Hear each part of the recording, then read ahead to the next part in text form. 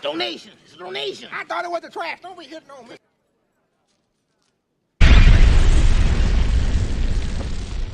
Thank you.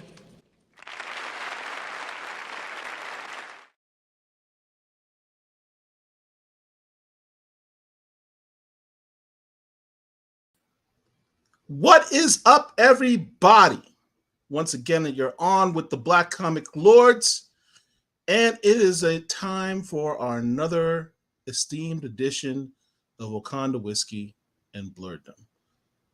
I'm here, as always, with my partner. What's going on? The ATL Blurred himself. What's up, fam?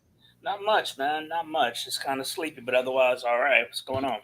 It's the first time I've had to really, break it down with you since I got back from Europe. Yeah, and I was gone away myself for a couple of weeks, but I am back in Atlanta and ready to talk some comic books that I've missed for a while here. For a couple People of months. already up in the chat. What's up, Phantom Realm Comics? H&H, Derek, Dr. Wizard, the Imperious Flex himself. Robert, welcome. Sierra, hope you like that Silver Surfer Ghostlight #1 signed by John Jennings that you have and I do not. A little bit of envy there. Frustrated Fan Show, thank you very much by starting the show off right, by showing us some love in our super chat. For everyone else out there, I'd be remiss if I didn't say, Black Comic Lords, we're on several platforms. It's not just what we do here on YouTube. We have a very active Facebook group. If you're on Facebook, if you want to engage with your other fans, check out our Facebook page. Just go type in Black Comic Lords on Facebook. Very active community of like-minded people just like you. We also have a Twitter account. We have TikTok. We have, what are the other platforms? What am I thinking? Oh, our newest platform, Threads, which everyone's jumping on. You got a Thread account yet? No, I just heard about it when we talked a few minutes ago. Nah, I'm not giving Mark Zuckerberg any more of my attention than I already have with Instagram. All right. Well, for everyone else who's not embittered by the Zuck, we have a Threads account. Check us out there. Show us some love.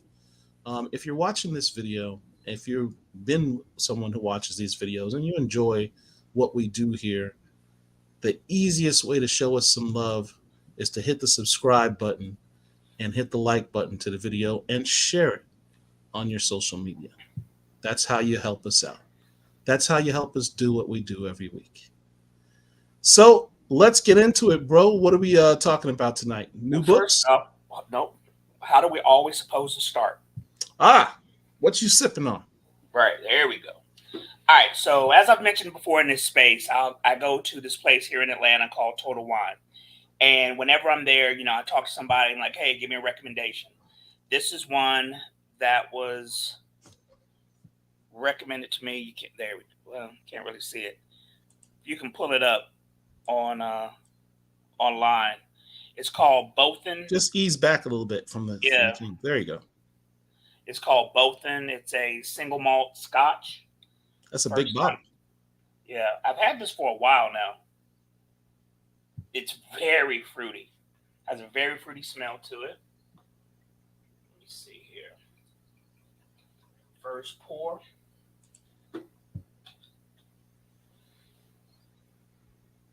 Schlancha.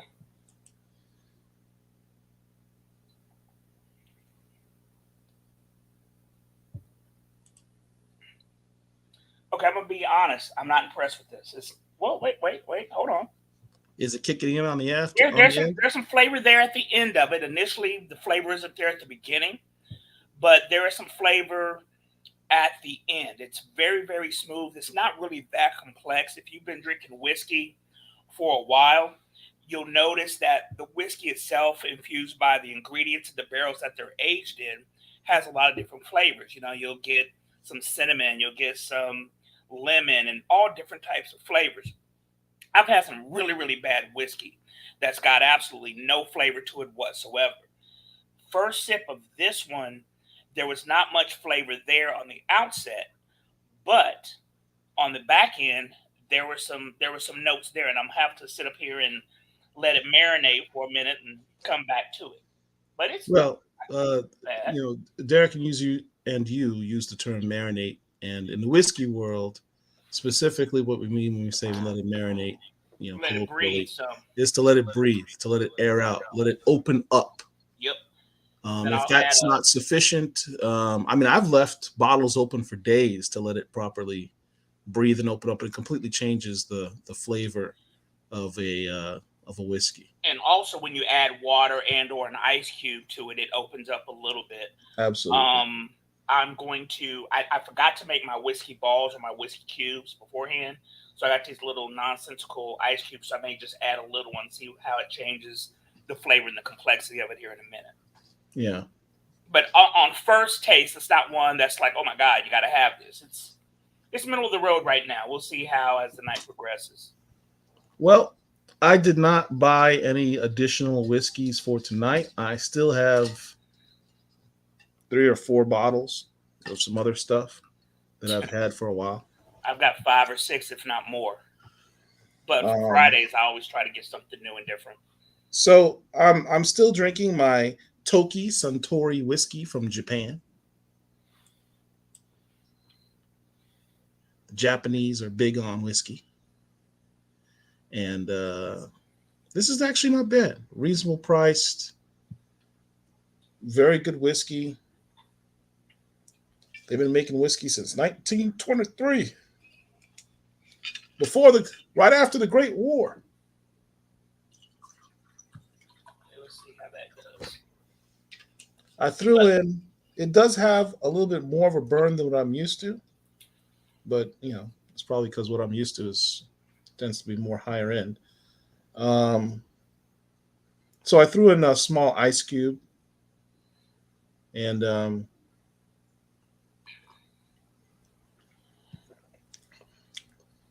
it's smooth. Frustrated fan says they can't stand the taste of whiskey. I'm sorry, guys. Listen, I understand that. And if you get some bad whiskey, it's bad. When I first started drinking whiskey in earnest about 7 years ago in 2015. And before that, I'd like a lot of people, I'd get some Jack Daniels or whatever, add some Coke to it, blah, blah, blah. And okay, it is what it is. But as they say, when you know better, you do better. And over the past 7 years, I've tried well over 100 different whiskeys. And I've developed a palate for the whiskey tasting. Now, having done that, going back to try to drink some Jack Daniels, just a regular old Jack Daniels, it's like drinking a charcoal briquette that was soaked in water. That's what regular Jack Daniels tastes like. There are some good ones out there, depending on what it is that you're into, and you can always mix it with something. I would encourage you to go to a higher end restaurant or something and try an old fashioned. An old fashioned is when they add simple syrup, which is basically sugar water, as well as some type of bitters. A very good old fashioned may make you change your mind about what you think of whiskey. Also, that and whiskey and ginger or whiskey and lemonade. Let me tell you something. I went to the Georgia Renaissance Festival back in April. I took a bottle of whiskey with me because you can take stuff with you. I bought this stuff called lavender lemonade. Lavender lemonade. I'd never heard of it before. Lavender lemonade with whiskey. Let me tell you, that is some good drinking. You can go on YouTube and find a recipe to make lavender lemonade and add some whiskey. Add some whiskey to that. That is some good summertime drinking. Just another tip from your Uncle Mark. Yeah, I'm a bit of a snob when it comes to whiskey, so I don't really tend to mix it with anything. But for lower end whiskeys, making cocktails is a great way to go. Whiskey and ginger ale is another one or ginger beer specifically. Ginger beer or ginger ale, actually. Yeah. Ginger beer or ginger ale can be a nice thing. What's really nice, I tried once, is a ginger ale, lemonade, and whiskey drink. That was delicious. But I'm telling you right now, lavender lemonade. I'm gonna keep saying it, lavender lemonade and whiskey, because lemonade and whiskey in and of itself is a good drink. But lavender lemonade and whiskey, oh, listen, that's some good drinking right there. Yeah. So books. I know So it's which been a one you want while. to start out with? You gave me a list. I did, but I want to start out with Black Panther because I've not talked about it. And I know there may be some people who had an issue with it. For me, Eve really had the voice of T'Challa in comparison to the most recent past writer. And one of the things that I liked about this is that they had one of the characters defer to T'Challa as the former ruler of Wakanda. And that's something that I really appreciated. And Eve seems to understand how T'Challa really is, unlike the most recent writer. I like the artwork. I like the pacing of the story. We had some new characters that were introduced. So, on a scale of 1 to 10, I'll give this book myself probably a 7.5 and 8. There could have been some more action in it. And that's what was missing. So I'll give it a strong 7.5 is what I'll give it. Yeah, I think I mirrored that when I did my review of the book. I think I also said 7.58, and I think that was specifically just because of action, lack of action. And that's not to say that the action was inappropriate in terms of in relation to the world building and exposition. It's really a matter of context. The last run by the writer whose name I will never say on this channel ever again, had our boy getting his ass handed to him, taking L's every issue. That's like unprecedented in T'Challa's realm and roles in comics, especially over the past 10 years. And people, I hate when people are like, "Oh, well, you guys are just bitter because you think he's so OP and he can fight, he can't be defeated." T'Challa's had his ass kicked lots of times throughout the years in comics. Every great run, he has had an opponent that has been able to defeat him physically. Mainly Killmonger. But there have been plenty of guys that have beat T'Challa. That's not the issue. It's having him get dragged and take L's every single issue. By people you wouldn't think he should, yeah. That's just, even normal humans just taking him out. It's just, it made no sense. It went beyond. That run is over. That run is over. Yeah, I don't want to talk about that. He's dead. This run right here, issue number 1, I enjoyed issue number 1. I really like the cover. And I don't know if you've seen it or can. Yeah, that's the Garcin. That's the Garcin variant. Yeah.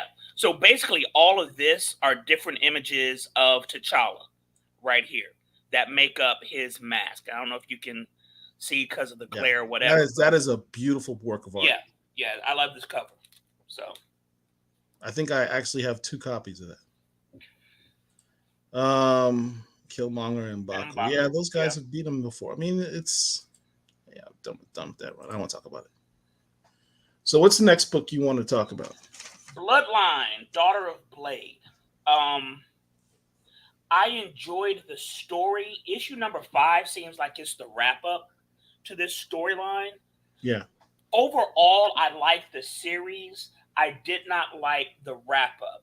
And it seems to me that I've felt this way with different Black centered books, is that they doing really, really good 1 through 4 or 1 through 5, and then that last issue just leaves a little bit to be desired. For me, it seems like the ending was rushed.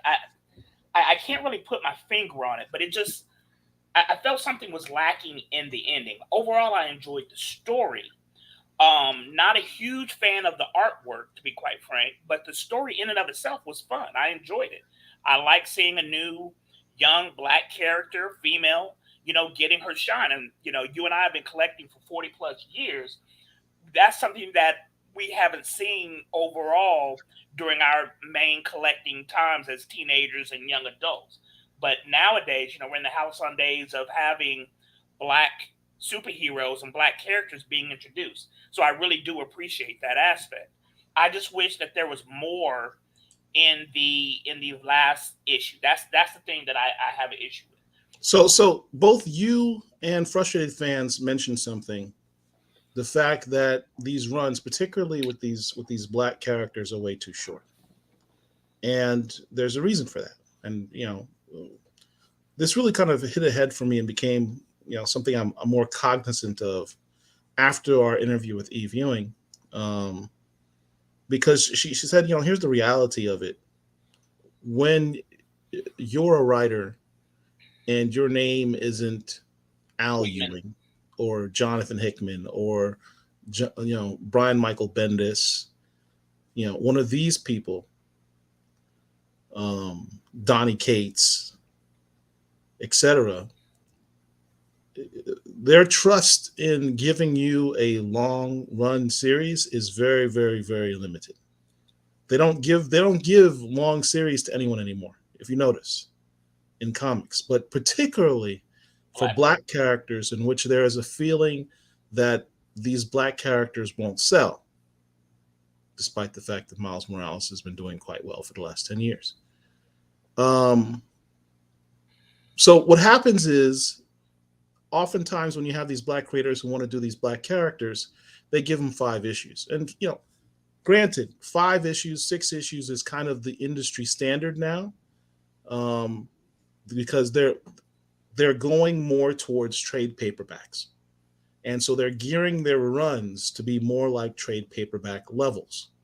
They want stories to be contained in 5 or 6 issues so that as soon as the run's done, they can slap it on trade paperback and sell it to the comic stores, because that's how business is now. But the problem is that for those series that are 12 issues, 24 issues, ongoing issues, these black characters don't get that. You say that, and I'm not disagreeing with you at all. Frustrated Fan mentions Ghostlight, and that's one of the books that we're going to talk about. Yeah. In a couple of minutes when we get there. We're going alphabetically, guys. But I felt this way about Bloodline, and I felt this way about Eve, the book. I don't remember the company that made it, but there were 2 different volumes that were about 5 to 6 issues each. And the first volume specifically, I was like, oh my God, this ending kind of sucks. But then I compared that with Naomi. Naomi had 6 issues, both volumes, and I was completely satisfied when that 6th issue dropped. When I finished that 6th issue, I felt a fully contained storyline within those 6. And they wrapped everything up very nicely in that very last issue. And to me, Bloodline seems to be missing that, and the Eve book seemed to be missing that. Again, that's not saying that they are bad, because they're not. It's just something seems to be missing in the final issue of these black-centric books that have these very limited runs. So, but Naomi got it right. Naomi did it really well. A shout out to Robert Monroe, whose daughter surprised him with a copy of the Black Panther: The Early Years Omnibus. I hope it was your birthday or something, but that's a fantastic gift. Richard Wright says, your daughter is awesome. Clearly she is, and you have raised her right. So my hat's off to you, brother.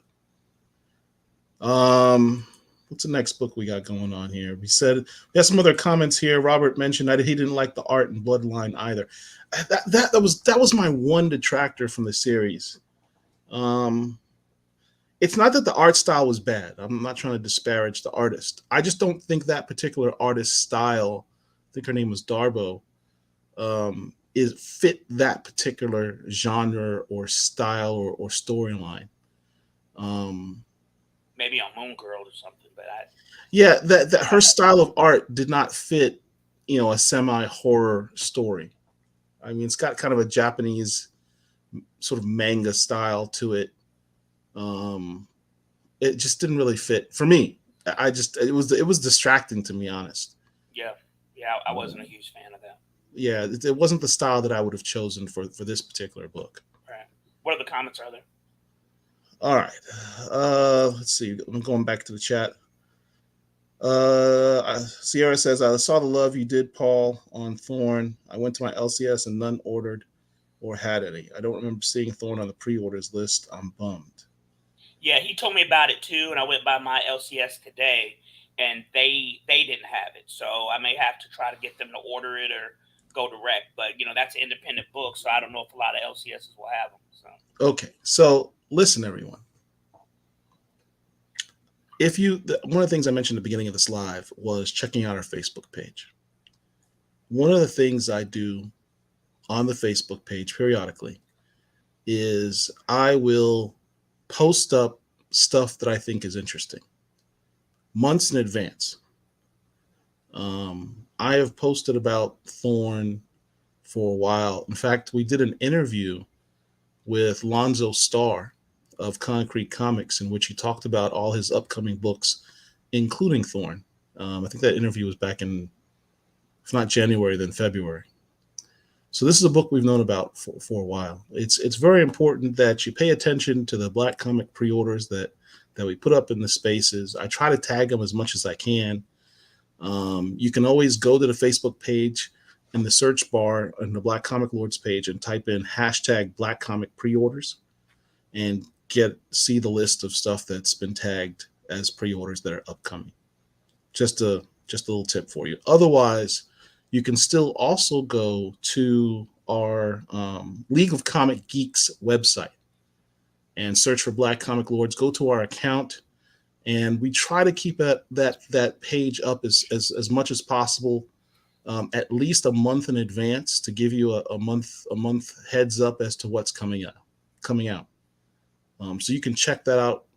Fast forward to August 7th and see what's going out that week, and go ahead and pre-order that from your LCS so you can get so you make sure that you don't miss out. Robert Monroe, I want to see more Ghostlight. Marvel will be foolish to do nothing with the character and his family. We're going to talk about Ghostlight a little bit later. We'll get there. Too many of these young artists have a manga-based style that doesn't work for me unless I'm reading manga. That's what's hot. That's what's hot. Some people.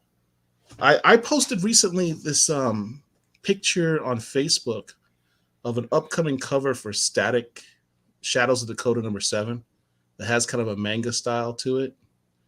That post went semi-viral. It's like, I think it's almost 9,000 people have seen it. And it's a good cover, but there have been a lot of good covers on that series, and I would dare say covers that were better than that one that didn't go viral that I posted in the space. But I really think that attests to the fact that there's a lot of young people today that are really into that style and into manga and into anime, and that's what resonates with them style-wise. As you know, I'm into anime a lot, but I just reading the pages, that art style just didn't work for me at all. In fact, let me bring it up to you so you see what I'm talking about.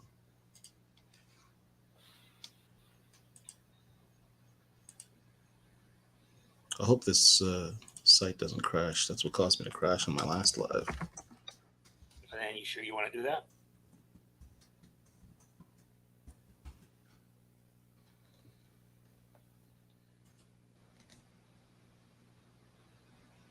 Yeah, here it is.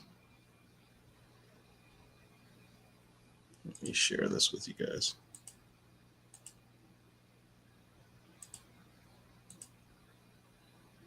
Here's the cover. Oh, that's cool.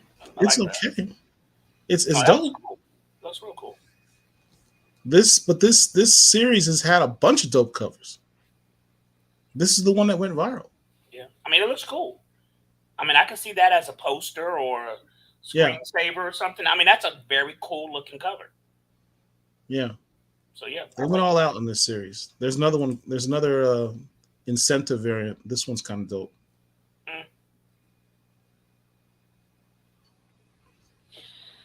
Yo, speaking of, while you're doing that, let me look this up because I want you to see. So what's the next book you want to talk about? Well, real quick though, since you're speaking of art or whatever, you read the What If books with Miles Morales, What If Miles Morales series? Yeah. The art in that book, specifically issue number 4, where What If Miles Morales became Thor? The artist Luigi Zagaria, the art in that is spectacular. There is, For those who don't know, and I'm off topic and I understand that, so please indulge me. But Paul was just talking about the art styles and things of that nature.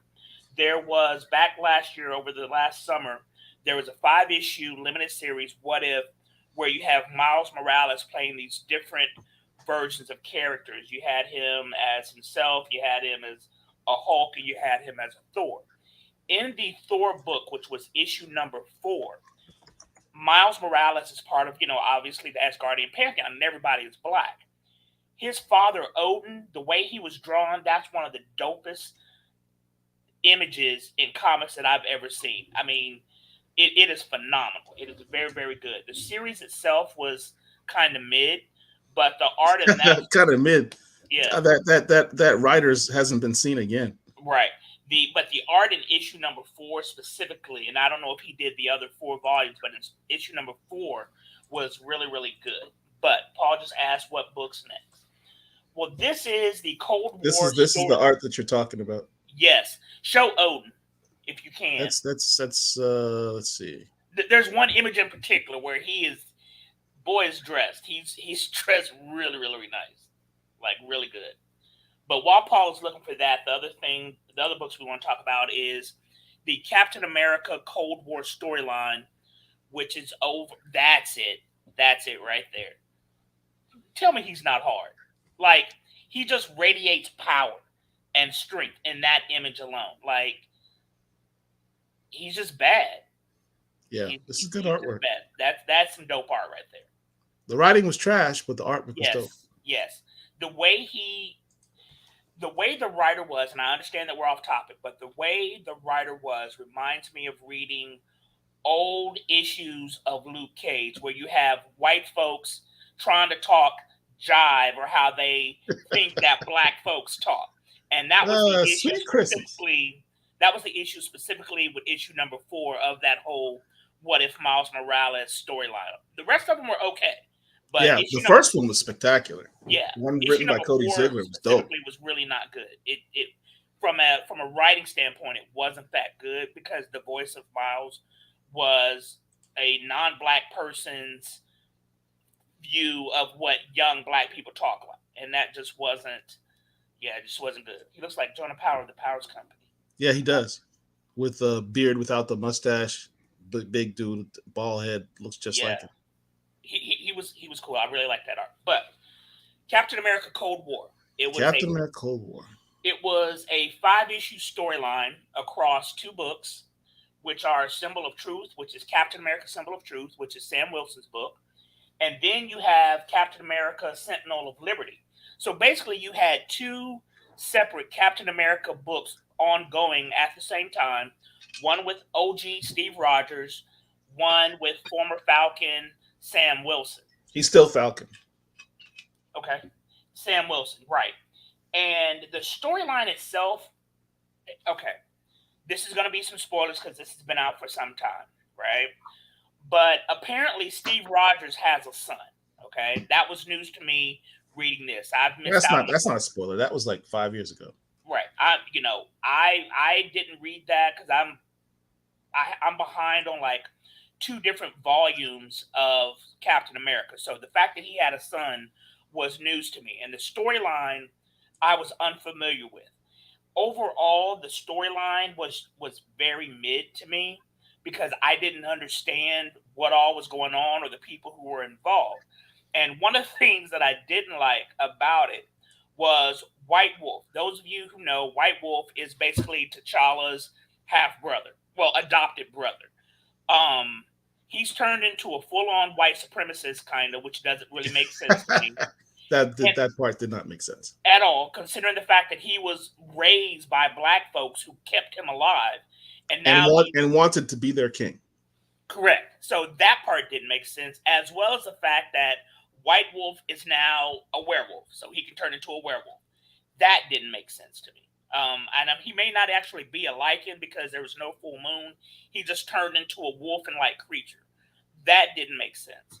But what I wanted to talk about specifically on this book, and again, the overall storyline was just okay to me, right?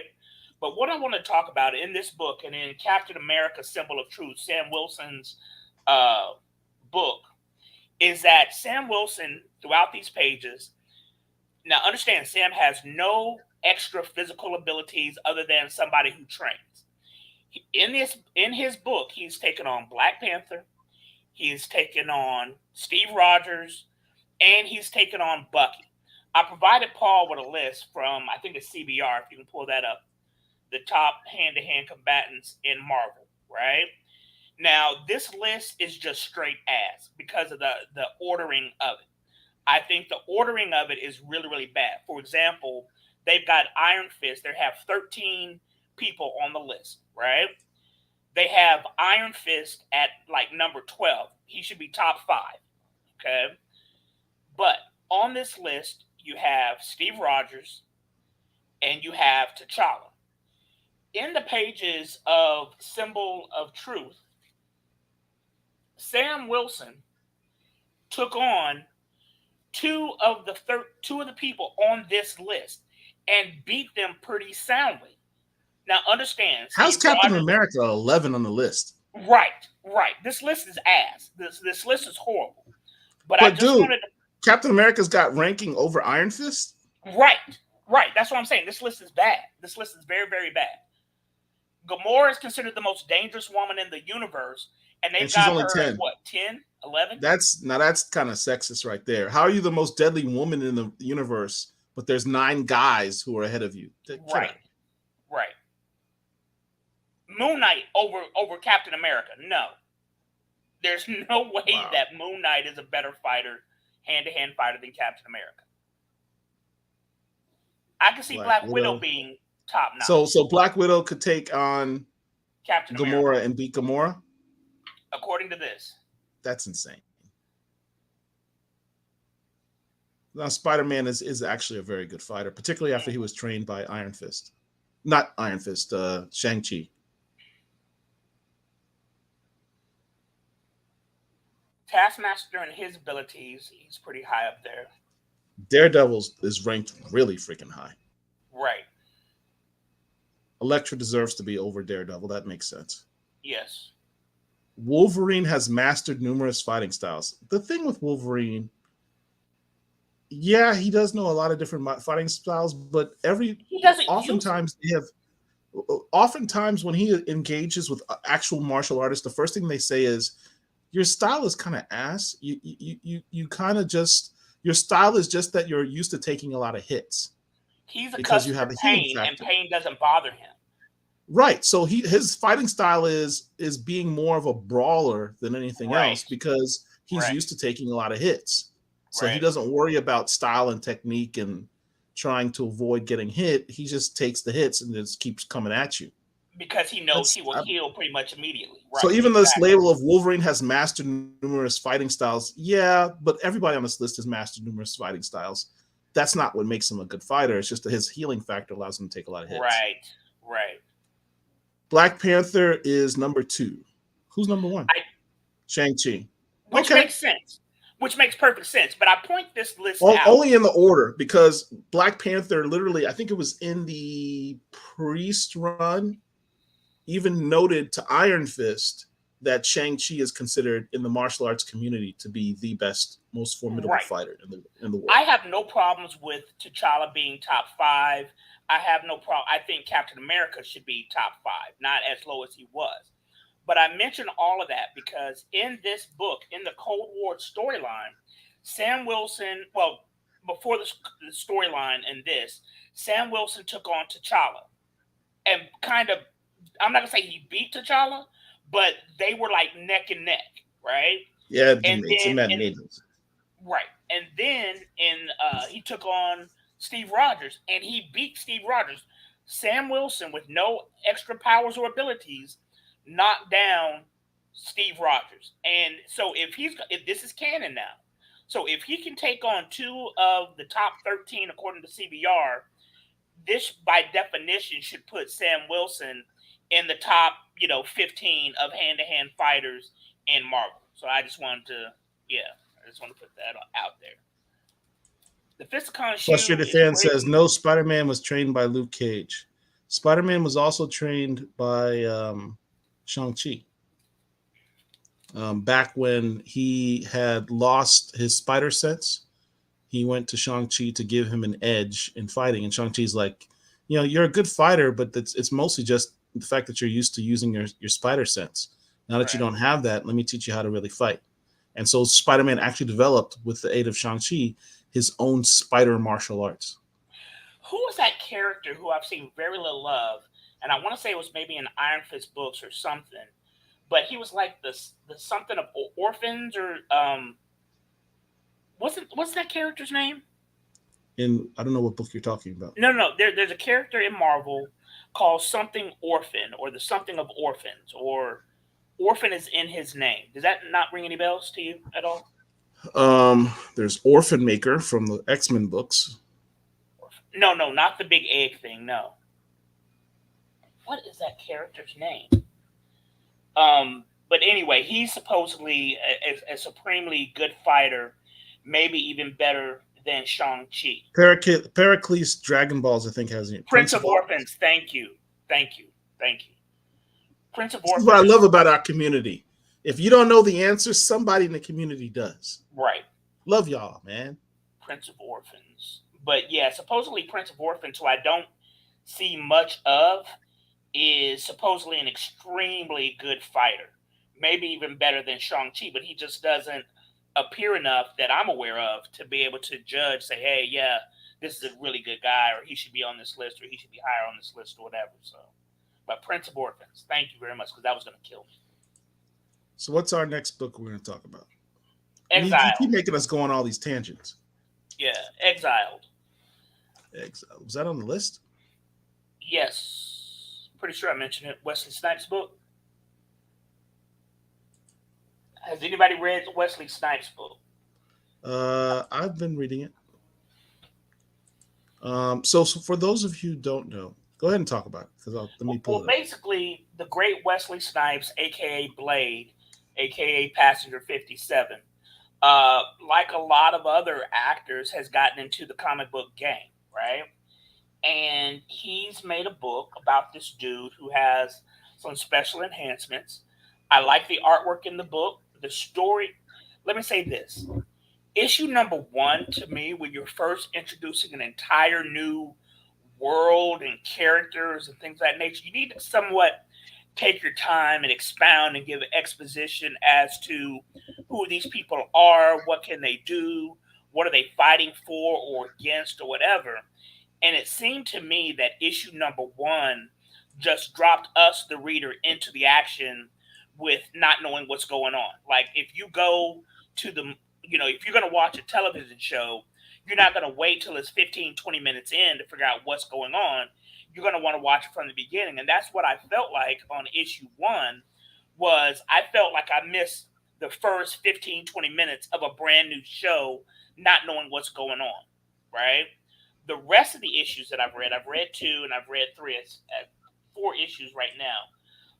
I've enjoyed it because they're now building on what was introduced in issue number 1. And so I'm curious to see how this is going to end. I care about what's going to happen. So I am enjoying it. So, yeah. So I read this latest issue, which I have up on the screen, which is issue number 6. Oh, wow. I didn't know it was that many. Yeah. So this is the issue that you really want to read, because this issue kind of summarizes and brings all the different threads together, because he's trying to find out about his father, who was this, soldier, policeman guy, who died. And he's trying to unravel, sort of what happened. And in this world, aliens are sort of invading the earth. And Wesley Snipes' character is this cop, who's trying to decide, does he want to help repel these alien invaders?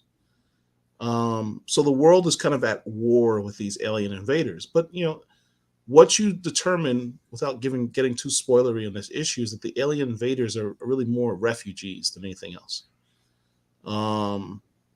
And what do you do when you have a culture that's different than yours, that has stuff that yours doesn't have, and they're seeking shelter or asylum within your land, you take advantage of them. And that's kind of what ultimately is happening here. And Wesley Snipes' character determines this. He's also determining that he has certain abilities and powers, which are kind of revealed in this particular issue.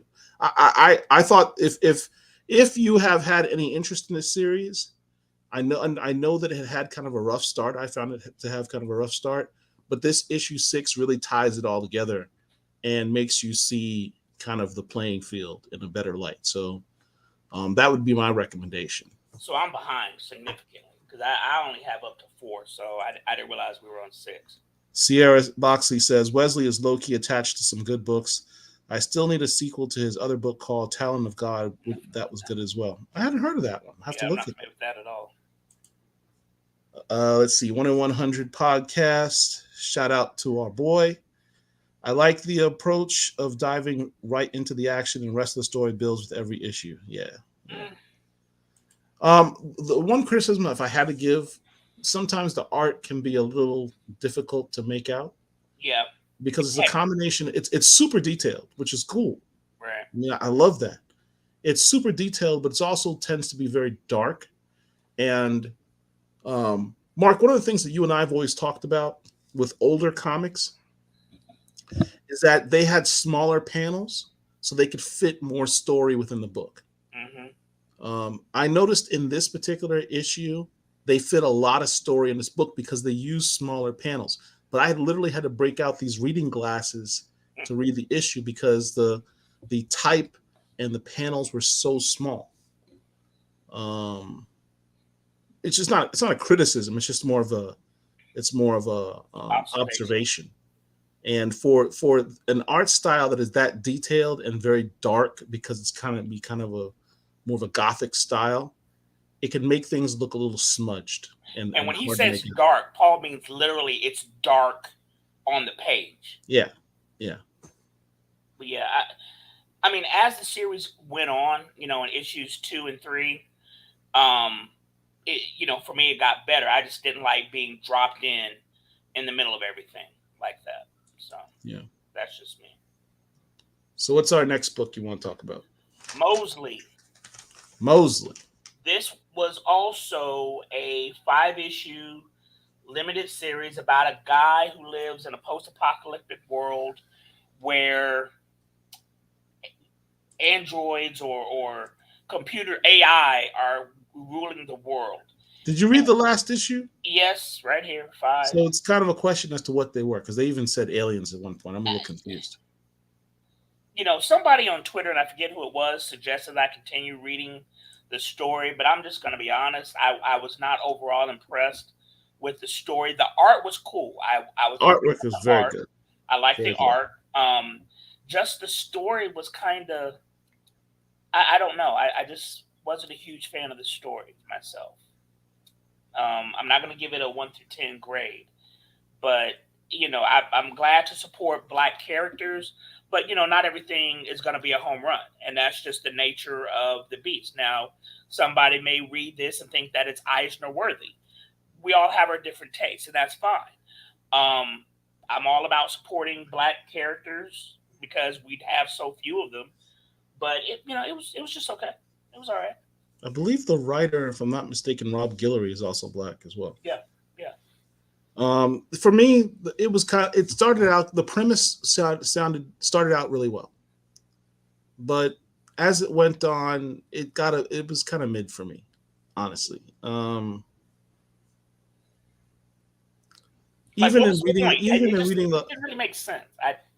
Even in reading the last issue, the story kind of went all over the place. I'm still questioning what it was the antagonists actually were. Were they aliens? Were they AI? Were they? And what was that thing at the end? What was that thing at the end that he and his wife? I don't know. It doesn't make any sense. Like, yeah, okay, I still don't. I'm still like trying to wrap my brain around it. I don't really know what the antagonist was ultimately at the end. Right, check it. Like, this is going to be a spoiler if you intend to read this book. So, at the end of the book, towards the end of the book, the main character Mosely and his estranged wife are fighting the bad guy. They're in these catacombs, and there's this big old globe with the big glowing eye of Sauron in it, and they get. I wish you sucked could say into you're it. actually exaggerating, but it's literally the Eye of Sauron. It's the Eye of Sauron in it, and they get sucked in, and then his magic hammer appears out of nowhere, and then somehow they defeat it, and then they get split. It was dumb. I'm sorry. It just didn't make any sense. Yeah, It and was then he could fly. Like with the hand. Right. Even without the hand, it was not a good book. and then no Yeah. explanation. It just wasn't a good book overall. It was not a good book. I wouldn't say it was a bad book. It just wasn't as good as what it could have been because it started out really well. It was interesting where it went in 1 and 2, but then 3 through 5 just, yeah, I wasn't impressed. Yeah, it kind of went astray a bit. Yeah. All right. Let's see. Amir says I only picked up issue 1 of Mosely and never actually read it. I mean, I can't say that you're actually even missing anything other than the $2.99 that you spent. Frustrated fans, I strongly suggest The Vicious Circle. That book has a great black lead if you're disappointed. Dude, issue 1 came out 2 years ago. Issue number 2, Sierra, you listening? Issue number 2 is up for pre-order. So if you want to get it's actually delayed. But if you want to get A Vicious Circle, issue number 2, it's up for pre-order right now. Let me tell you something. I mentioned A Vicious Circle when it first came out in this space, 3-4 months ago at this point. The artwork, and I know this is last minute. If you can, you can. If you can't, you can't. Art by Lee Bermejo. Right. If you can pull up the art, fine. If not, fine. But listen, folks. If you can hear the sound of my voice and you have access to the Googles, pull up the artwork in A Vicious Circle. This book is spectacular. I'm not on Facebook, so I'm not familiar with the pre-orders and things of that nature. But I was in my LCS when this book dropped, maybe back in February, March. And I'm perusing the shelf. And I see this big old magazine-sized book with this very extremely detailed art on the cover. Pop it open. I can understand why it may take a long time to develop, because the art is so detailed and it is so very good. And Lee Bermejo was the artist who did all of the Batman covers like 6 months ago for like the year before. I think year or 2 before. He took all of his covers. So here's what this guy did. If you were collecting Batman, say a year ago, the cover Bs were all done by Lee Bermejo. And he did it for a good 12, 15, maybe 2 years. 12 issues, 2 years. 12 issues or 24 issues. He did a lot of issues. But what he did, unbeknownst to everybody, is that every cover that he did was in essence a page from a comic book. So he took all of the covers, put them all together, and he released it as a comic book. Brilliant. No one realized that as he was doing these variant covers, he was actually doing a comic book at the same time, which he released later on. Yeah, I didn't read that, but I can tell you this. If I'm going to give a book a grade of 1 through 10, A Vicious Circle issue number 1 gets a 35. That book was very, extremely good for me from a story perspective. Time travel story. From a story perspective, from an art perspective, from an anticipation perspective about, oh my God, what's about to happen next. No complaints about A Vicious Circle. This is the cover that I'm showing here. This is the cover for issue 2, which I was wrong. I said it was up for pre-order. Pre-order's passed. This issue is dropping on July 19th in 2 weeks. Oh, wow. I didn't know that. Yeah. Yeah, but A Vicious Circle, if you want to read a good book that has a black lead, that's a very, very good book. Oh, there's variant covers. So I might as well show you all the variant covers while we're talking about it. Hold on a second. I'm going, as I told you guys before, I'm going to our League of Comic Book Geek account. Here's another variant cover. Oh, wow. Dressed as a knight, because as we said, this is a time travel story. Here's the 1 in 15 incentive variant. Look at the detail Look how in this detailed art. that is. I mean, you could almost hear sound effects. That's so fluid in motion. You can hear the jungle. This is the 1 in 25 variant. This is done by a different artist. This is Lee and Yoke Lee's art. And finally, I think, is that all of them? Yeah, that's all of them. So yeah, there's 1, 2, 3 covers for this. Can you pull up Four issue number 1? covers. Can you Say again? Issue 1? Can you pull up issue Issue number 1, the regular A cover or whatever? Just Yeah. so people, right? So basically, I'm walking through the comic book store and I see this big black man on the page looking like Malcolm X. Kind of, sort of, yeah. And I'm like, oh my God, what is this? This is what drew me in. And the art on the interior is as good as the cover art. I cannot say enough about A Vicious Circle and how good issue number 1 is. Very, extremely good book. Right. Amir said, my wife doesn't read comics and showed her the art and she couldn't believe how good it was. What was that book that came out about a year, 2 years ago called like Blood something or another? About the dude who had the powers from World War II. He was experimented on like a Dark Blood. Dark Blood. Okay.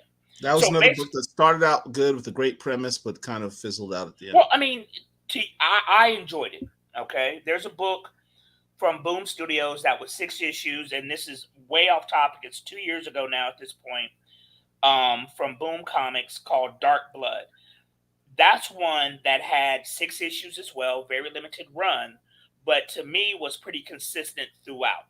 I really, really enjoyed Dark Blood. So if you want something if you want something that's, has a limited run, should be pretty easy to find, Dark Blood is one that I will recommend. I would not recommend Mosely, but I would recommend Dark Blood. I did enjoy that. And A Vicious Circle, I cannot say enough about how good that book is.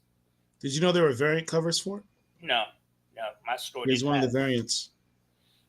I think this looks like Yoke Lee's artwork as well. Yeah, by the time it comes out again, I'm gonna have to reread 1 because I've kind of forgotten what all is going on in it. Jay Lee incentive variant. Yeah. And let's see. In Yoke Lee incentive variant. Kind of crazy because black people aren't supposed to be time travelers for whatever reason.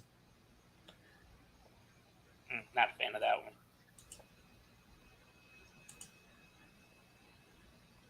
This one's just disturbing. Yeah, that's some god. Anyway, it's a good book. A Vicious Circle is a very good book. Highly, highly, highly recommend that one. Yeah. So what's our next book? Wait, you forgot how his wife was gangster when she told him what to do. Like, don't forget the milk or something when he went to the store. I don't remember. July 19th. Yeah. July 19th is when A Vicious Circle number 2 comes out. Cannot wait. So look, if you haven't pre-ordered it, call your LCS and ask them to reserve you a copy. Mm-hmm. Because, if they don't know to get it, then they won't know to get it. They won't know to get it. Right. They may still be able to get it from the distributor. This was the last book that I had to talk about, which was Silver Surfer Ghostlight. All right. Well, hold on. Before we do that, let me go through your list here. We still have 2 other issues to go through. So why don't we take a brief break right now before we get into that book, and we see you all in 1 second.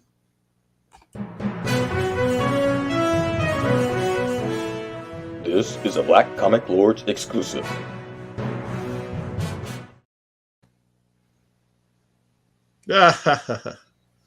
So that obviously didn't work.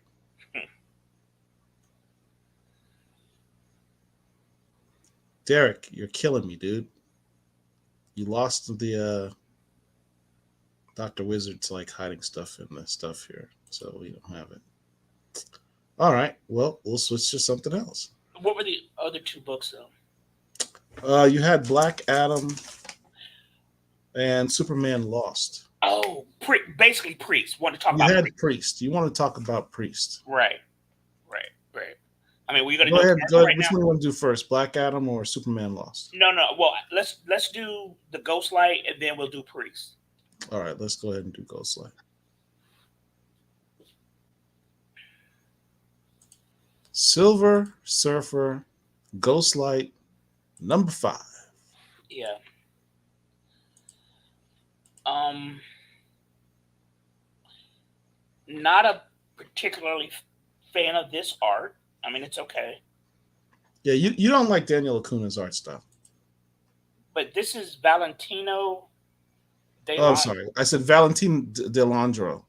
Yeah, He was the artist on Black Manta. yeah. Wasn't a fan of that. You wasn't a fan of that art style. Yeah, I wasn't a fan of that. You enjoyed this book, yes? Yeah, I absolutely loved it. Okay. The thing with this book, and we have the pleasure of interviewing the writer a few weeks ago. The thing with this book is it is better to read, and I didn't realize this until we were interviewing him because I reread the whole run. It reads better in one sitting than it does in individual floppies per month.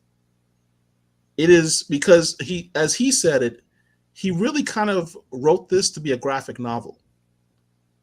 And it shows because if you read it all in one sitting, and it flows much better. So the trade paperback on this is going to be released in a couple months. I think this is one of those books that truly should do better as a trade paperback.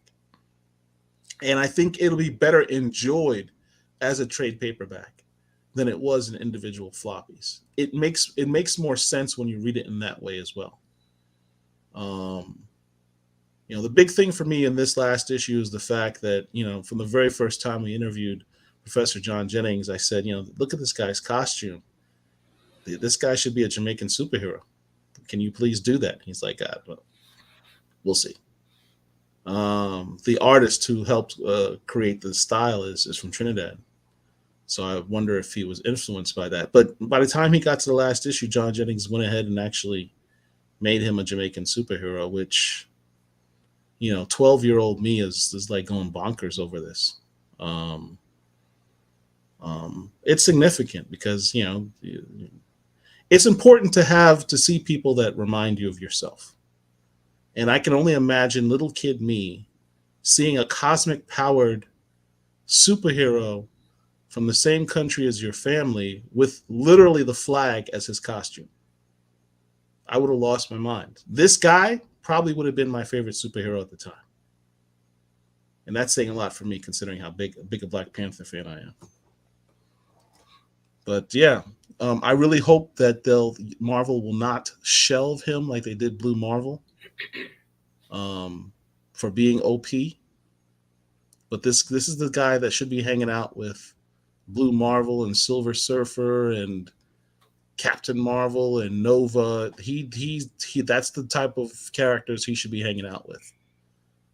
That's the level of power that he has. And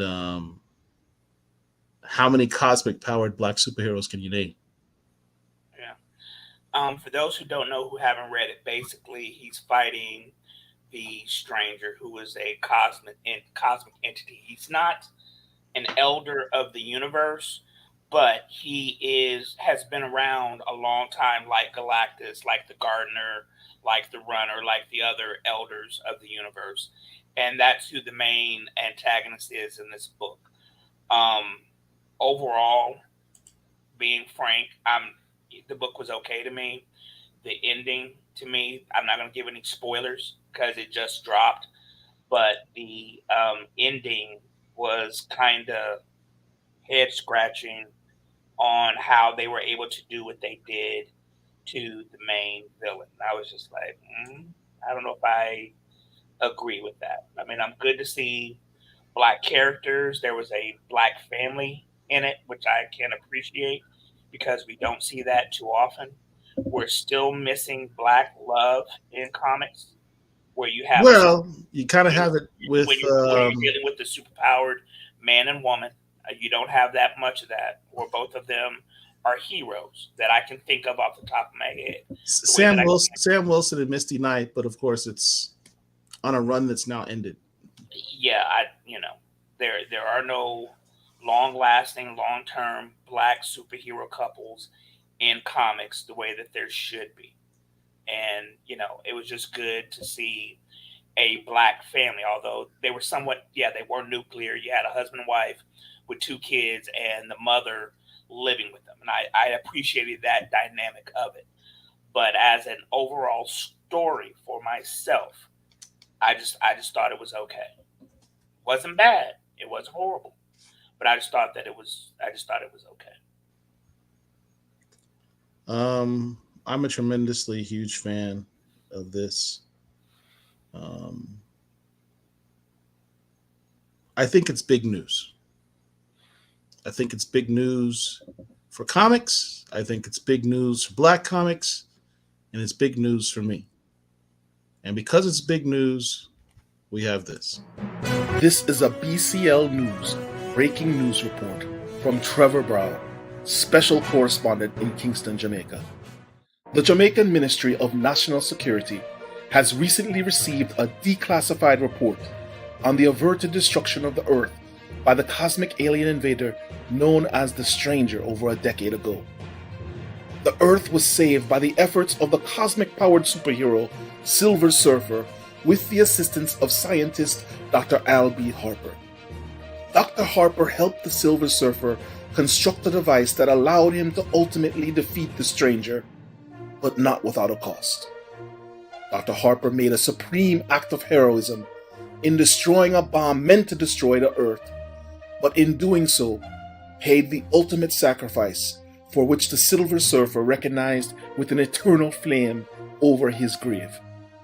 Now, over a decade later, the Stranger has again returned to the Earth, and a miraculously resurrected and cosmically superpowered Al Harper rose from the dead as the cosmic-powered superhero known as Ghostlight. Ghostlight used his cosmic powers and scientific acumen to defeat the Stranger and save the Earth once again. But what makes Al Harper so powerful? Is it Obia? Is he a duppy? Is it a healthy diet of oxtails, jerk chicken, and fried plantains? No. BCL News has learned from noted scholar of superhero studies, Professor John Jennings, that Al Harper is indeed of Jamaican heritage. That's right, ladies and gentlemen. Ghostlight is officially Marvel Comics' first cosmic-powered Jamaican superhero. The Jamaican Ministry of National Security has not yet made an official statement on their recruitment of Ghostlight into the ministry, but a statement from the Prime Minister is expected soon. Welcome to the Rock, Ghostlight.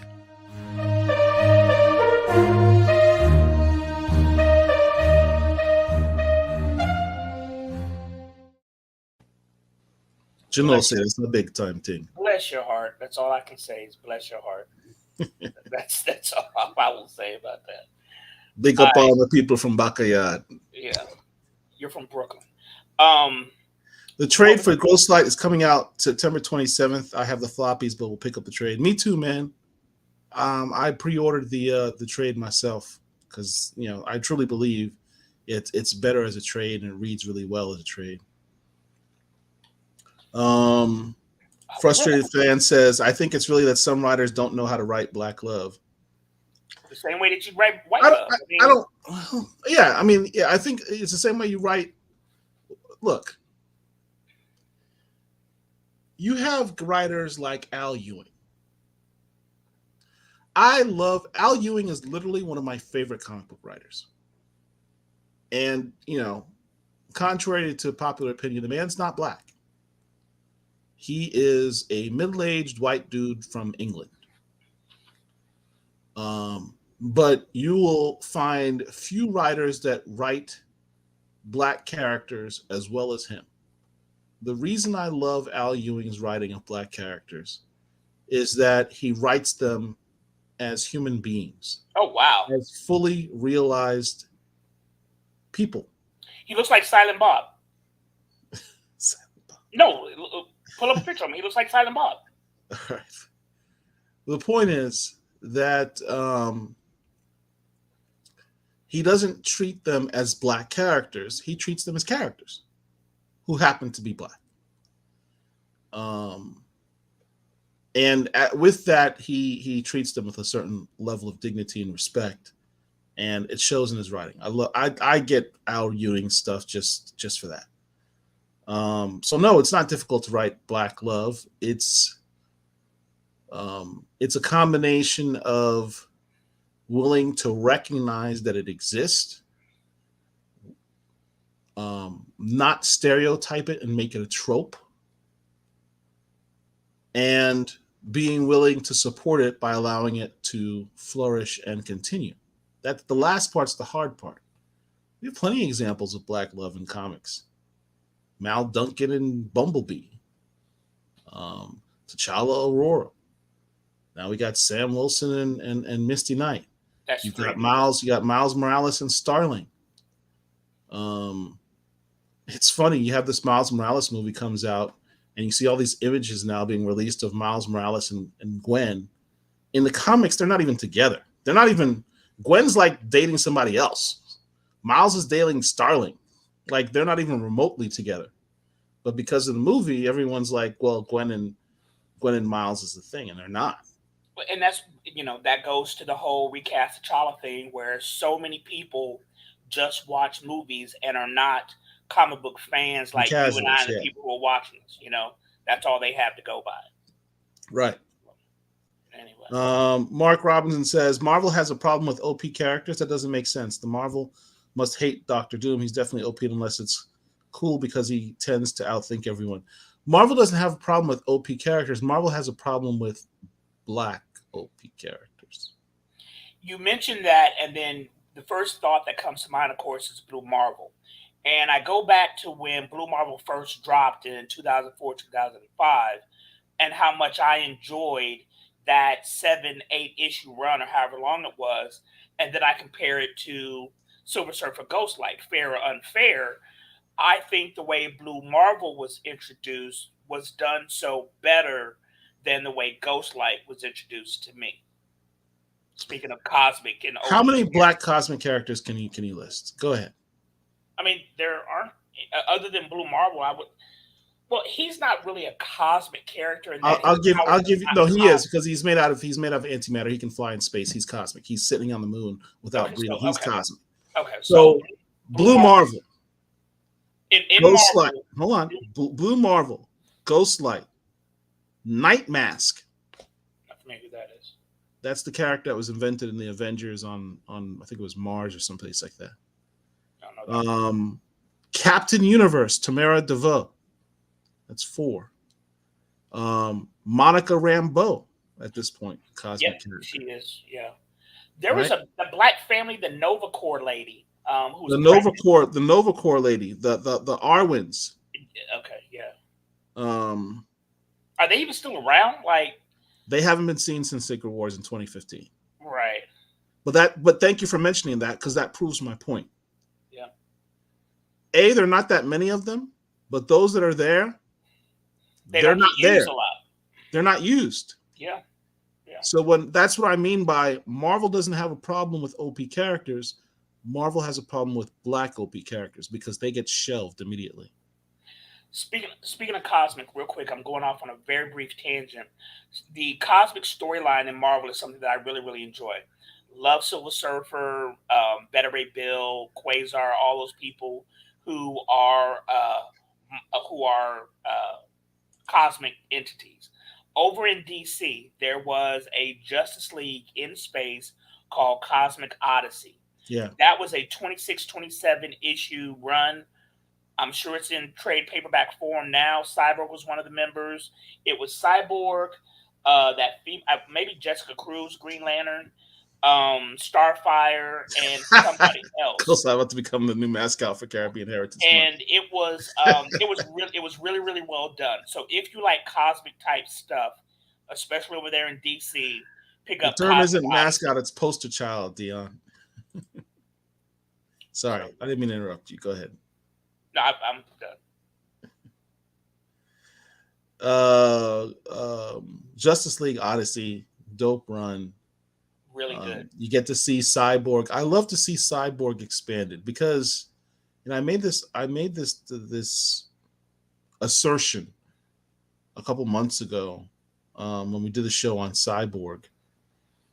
When you really think about it, Cyborg is DC Comics, one of their few A-list black superheroes. When I say A-list, I mean someone that checks all the boxes. Not most of the boxes, but all the boxes. Comics, television, movies, merch, cartoons. He checks all five. The only other black character in DC history that checks all five is Amanda Waller. That's it. But DC has two A-list black characters, Cyborg and Amanda Waller. Here's the thing, though. When you say A-list, I think that goes to the I think that's an old advertising type term. It goes to like a Q rating, whatever that means. And I think A-list, B-list, or whatever is based on popularity. And even though Cyborg, yes, has since his inception in 1980 has appeared in all these different mediums, I don't really view him as a quote-unquote A-list character. Yes, I like him. I'm a huge Teen Titans fan from during the Marv Wolfman, Perez days. But for the general public, I don't think he is a popular character. Who would you? I said A-list black character. Who would you say is an A-list black character at DC above Cyborg? And see, that's what I'm saying. I don't think that there are any A-list black characters in DC. Maybe John Stewart. Maybe. Because I'm talking about popularity. I'm not talking about, where they appear or their merchandise. I'm talking about your general person knows who Batman is. Your general person knows who Superman is. Very limited people are going to know who Photon is. I think people may know John Stewart, and I think that people may very well know Cyborg due to the cartoons, but I don't think he's popular as far as quote-unquote A-list. I'll probably put Cyborg as B-list, Amanda Waller as C-list as far as popularity. I disagree. That's fine. Yes, I'm not talking. I'm talking notoriety. Someone who you can say that character to a casual and know who you're talking about. That's how you know that you're an A-list. When casuals know who you are, people know who Cyborg is from the Teen Titans cartoon. People know Amanda Waller from the Green Arrow show or the various DC cartoons, or from the Suicide Squad movies. People know who Amanda Waller is. People who go out and watch those things will know them. Yes. My mom probably has never sat down and watched a Superman movie. Obviously, she knows who Superman is. She probably knows who Lex Luthor is because their popularity is such in media. Even if you haven't seen or watched it, you know who they are. You have to be part of the in group to know who Amanda Waller is. And Dion says John Stewart easy over Cyborg. Does John Stewart have a television show? Has he ever been on television? The only thing that John Stewart really has appeared in is Justice League and Justice League Unlimited. He's never had his own live action television show. Never had his own live action. Michael Holt, Mr. Terrific, very well should be. He absolutely. I will tell you this. I'm glad you mentioned this. Michael Holt, G-Town Comics. Michael Holt, aka if you're looking at DC Comics right now, look at how much Mr. Terrific is showing up in like cameos and features. Just look at your current run. I'm just talking like the last 3 months. Mr. Terrific is popping up everywhere. He's popping up in the Superman comics. It was just revealed that Mr. Terrific has a son that he didn't know about. Okay, I didn't know about that either. Yeah, exactly. That was in, I think it was a Flash comic. Recent Flash comic from last month. Mr. Terrific has a son. By the way, minor key. Might want to pick that up. Pericles says, what about Black Lightning? No. Black Lightning has never been in a movie. Black Lightning hasn't had a current comic book in God knows how long. Right, about 5 No. years. And here's Nope. Jon Stewart has an animated movie out now. I enjoyed that movie. Does he have a live action movie? Like it, but I enjoyed it. Nope. He does not.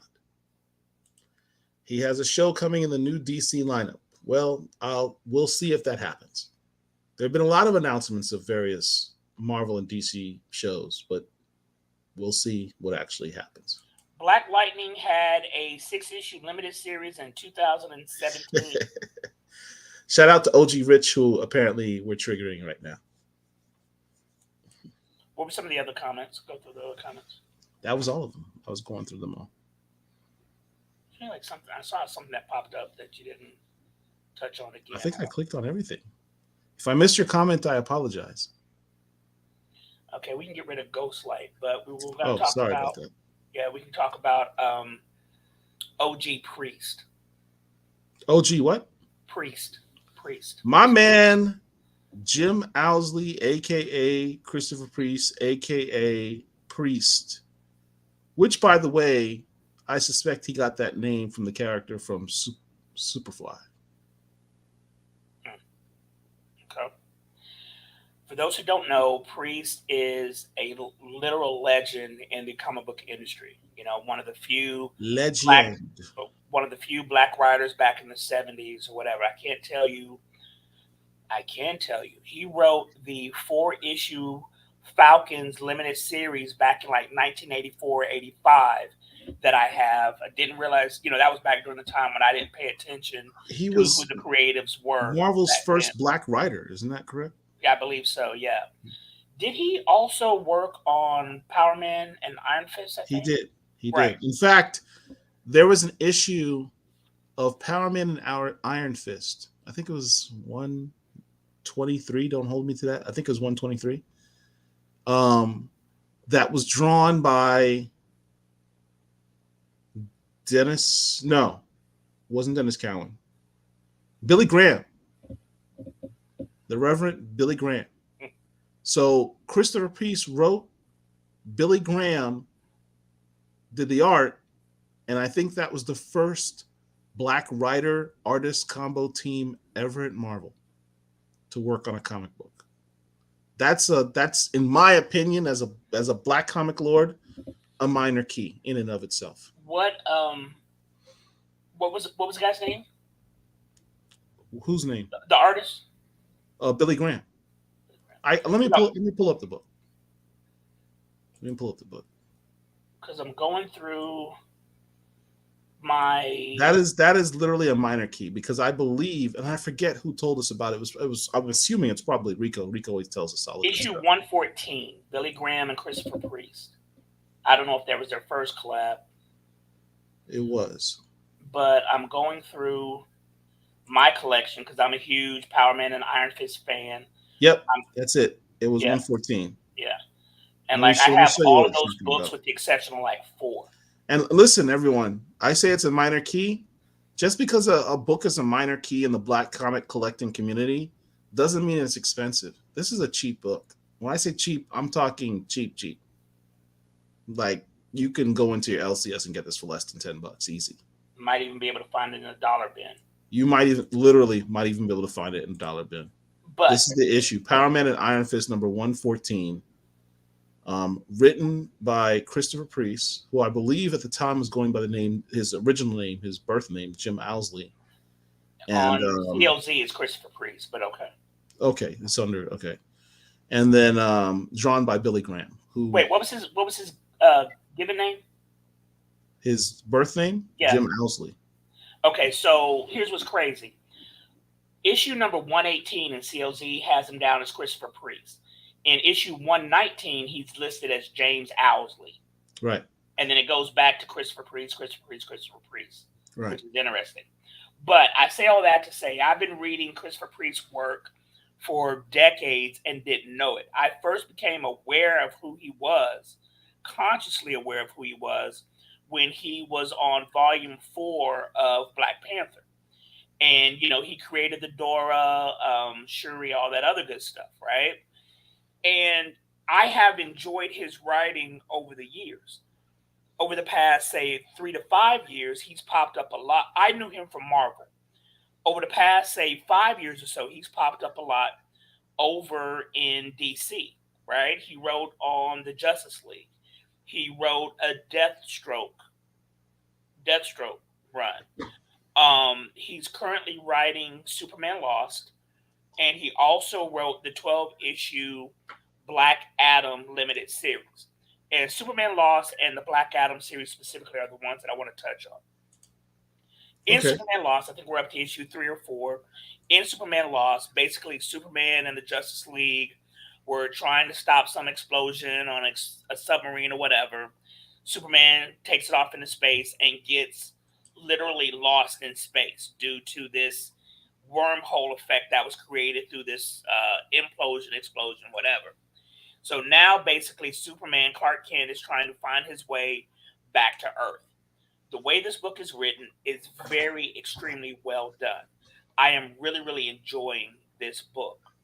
It is different, however, from how Christopher Priest, has written in Justice League and the Deathstroke books, because his transitions are really, really weird in those books. To me, it kind of stops and it just doesn't flow the way it does in Superman Lost. He's also, as I said, he wrote the 12-issue limited series of Black Adam. I became a huge Black Adam fan prior to The Rock taking on the role, going back to the 52 storyline, where each week was a new book, numbered 1 through 52. During that storyline, there was a 3-issue limited series that I've mentioned on this space before called WW3, where Black Adam basically took on the entirety of Earthbound superheroes and whooped their ass. That's when I became a huge Black Adam fan, right? Then after that, there was like between a 4 and 6 issue Black Adam series where Billy took his powers, whatever. But my view of Black Adam was informed by those writers, okay? How the character acts. The way Christopher Priest has Black Adam acting seems to me that, like the previous Black Panther writer, Priest does not seem, to me at least, understand how this character is actually supposed to be. I've always felt that Black Adam is supposed to be a hoity-toity, regal type individual in his manner and speech. Priest doesn't really have him acting in that way, and that's something that I'm not a huge fan of. Now, if you're new to the character, you may very well enjoy it. You know, you come to the character because of the movie or whatever. That may be fine to you, but my knowledge of the character goes back some years, and you know, I'm not a huge fan of change, and he has somewhat changed the character's demeanor, which I don't really like. Now, Superman, he's got right on. You know, has Clark acting the way Clark is supposed to act. The book flows, but just over in Black Adam, which wrapped up in issue number 12, I just wasn't a huge fan of it. Personally. Of Black Adam? Yes. And then, you know, Priest had the Sacred Six, which it was just bad. Black Adam was a misnomer. This wasn't really about Black Adam. This story was about Malik White, aka White Adam, aka Bolt. This was his introduction to the DC universe.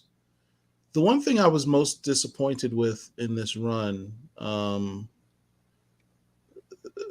Priest introduced Well, in an early interview, he said, one of the things that always bothered him about Black Adam is the fact that you have this guy who's from Egypt's past, 5,000 years. I know that they say, oh, he's from Kahndaq, whatever, but that was actually more of a modern interpretation of the character. The original Black Adam came from Egypt when he was originally written. They subsequently made that Kahndaq, which is still, for all intents and purposes, Africa. North Africa in Egypt area. And Christopher Priest said, he literally sort of admitted the fact that Black Adam's been made more and more, he's been whitewashed in comics. And his original origins as being from this area of Egypt from 5,000 years ago needs to be addressed. That's what he said. It needs to be addressed. And he wanted to address that in his run. He entered in he introduced the Akkadian gods. These are gods that pre-existed many of the more popular gods on Earth. These are the ancient gods that looked a lot more swarthy colored, peoples. To sort of combat the illusion that Black Adam is quote unquote white, Caucasian, whatever you want to phrase it, as he's drawn these days. If you look at the latest issues of Justice League when Black Adam's a member, you have a hard time telling the difference between Black Adam and Superman. They look identical except for their uniforms. I think Black Adam has more of a receding hairline than Superman. That's literally the only reason you can tell their faces apart. So he tried to address that in this run by making him look a little bit more swarthy. It would have been nice to sort of, you can't really just give the dude an afro or dreads or something like that. The reality is 5,000 years ago in ancient Egypt, before the invasion of the Greeks, the Romans, and the Persians, Greek was hella black. Egypt was hella black. Kemet was hella black. So if they say that Black Adam's from 5,000 years ago in the ancient Egypt era, he should not look the way that he looks like as he is currently portrayed in comics. That's just facts. But comic book artists interpret him the way that they do, and so he looks the way he does. That's one of the reasons why I was kind of fired up about the Black Adam movie. It was kind of making him look a little bit more authentic to how he should look. Okay. Regardless, for me, the story is more about Malik White introducing this new black character, which is cool. But I think the 12 issues it took to get to where we're at was probably long for many people, particularly fans of the Black Adam, like you, Mark. You said you're a fan of Black Adam. Yep. And the way that this series ended, where, not really much of a spoiler, but he split into two characters. Like the Hulk I can and Bruce Banner understand how, as a Black Adam fan, that you would find that very dissatisfying. Yeah, it's particularly given that now that the Justice League has ended, I don't know what other books Black Adam's going to appear in. Right. It's not good to change the status quo of a character when that character is not going to continue on to explore that new status quo, and that's dissatisfying to fans. That's the danger you run when you make a major change to a character and that character is not going to continue on after your run. It pisses off fans. Yeah. That's kind of I think that's what I'm kind of getting from you. Well, and I will disagree with Paul in a couple of ways. And while I'm talking, if you have the ability to, if you can pull up the 52 storyline week 23 specifically, I've always viewed Black Adam as quote unquote Middle Eastern. For those of us who know, when they say the Middle East, they basically mean North Africa. And I have always viewed Black Adam as Egyptian looking or Persian looking. I disagree with Paul in feeling that he has been portrayed looking like Superman with just a different haircut. I always see a quote unquote Middle Eastern looking man who is, as Paul has been using the phrase, swarthy. If he's able to pull up 52 week 23, that highlights my view of how that character is.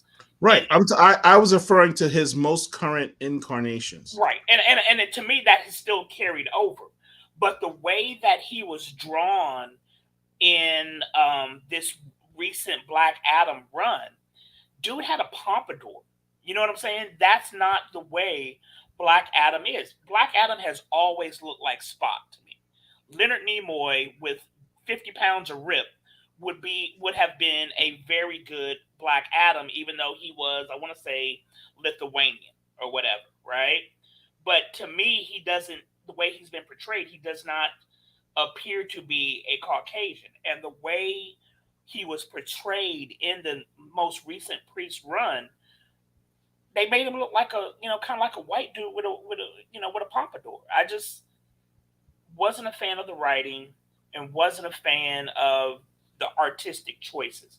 Also, if you pull up week 45, the movie Black Adam, which gets so much unnecessary hate because I enjoyed that movie, at the very end of the Black Adam movie mirrored the cover of the 52 storyline week 45. That came directly from that with Black Adam. You mean where he's sitting on the throne? Yes. Yeah. I don't know if you can pull that up real quick or whatever, but this is what formed my opinion of how Black Adam, the character, is. Somebody who plays by his own rules, but cares about his people. And understand, this storyline came out in 2006. So we're talking, at this point, 17 years ago. So I've been a real fan of Black Adam for damn near 20 years at this point, And so the way Priest had him portrayed, both artistically and from a character standpoint, not a fan of at all. And I would be willing to bet that, you could find a trade paperback of the 52 storyline, which was very good. See, The Rock did that in Black Adam. He had that very pose. That's exactly that was fan service when he did that, and I lost my mind in the theater. When I saw that. They literally emulated this exact same scene in the movie. Yep. Yeah, and I enjoyed the Black Adam movie. I did a whole video on the Black Adam movie saying why people should go support it, because what Dwayne Johnson, our fellow, Kane from the U, was trying to do with DC at the time, he really was trying to change the whole paradigm of power, where they was trying to make Black Adam the most powerful guy in the DC universe, and he low key created DC's first, majority people of color team, right? Yeah. I mean, he had Black Adam, he had Cyclone, he had Atom Smasher, he had Hawkman, all people of color on the same team. Marvel ain't done that yet. Yeah. Check the DM real quick. That's the image from the movie that mirrors that. But it was a good movie. And again, my fandom of the character precedes The Rock being portraying the character.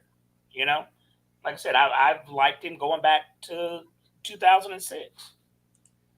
And he has good story arc in there. Here's the same picture from the movie. Yeah. I mean, it was a good movie. I really don't understand the hate. Now, did you see The Flash? Have you seen The Flash? I have seen The Flash. Yeah, obviously, well, not obviously, or as I like to refer to it, Batman 4. Yeah, Tim Burton's Batman number 4. Yeah, I'm not planning on watching it because Ezra Miller's issues or whatever. But yeah. But the next thing we were going to talk about, as far as anything, what was left on our list? That was it. Oh, so we're out of comics. So Right. We're going to take another break, and we're going to talk about Secret Invasion. And the comments too. Let's go through the comments too. While we're going on commercial, I would appreciate it if each one of you who are currently watching hits the like button. And if you're not subscribed to our channel, go ahead and hit the subscribe channel. It takes you no time. You're already watching us. Just hit the like button. Hit the subscribe button for us. Greatly appreciated. Given that we were just talking about Billy Graham, this one's for you. Happy birthday, Billy Graham.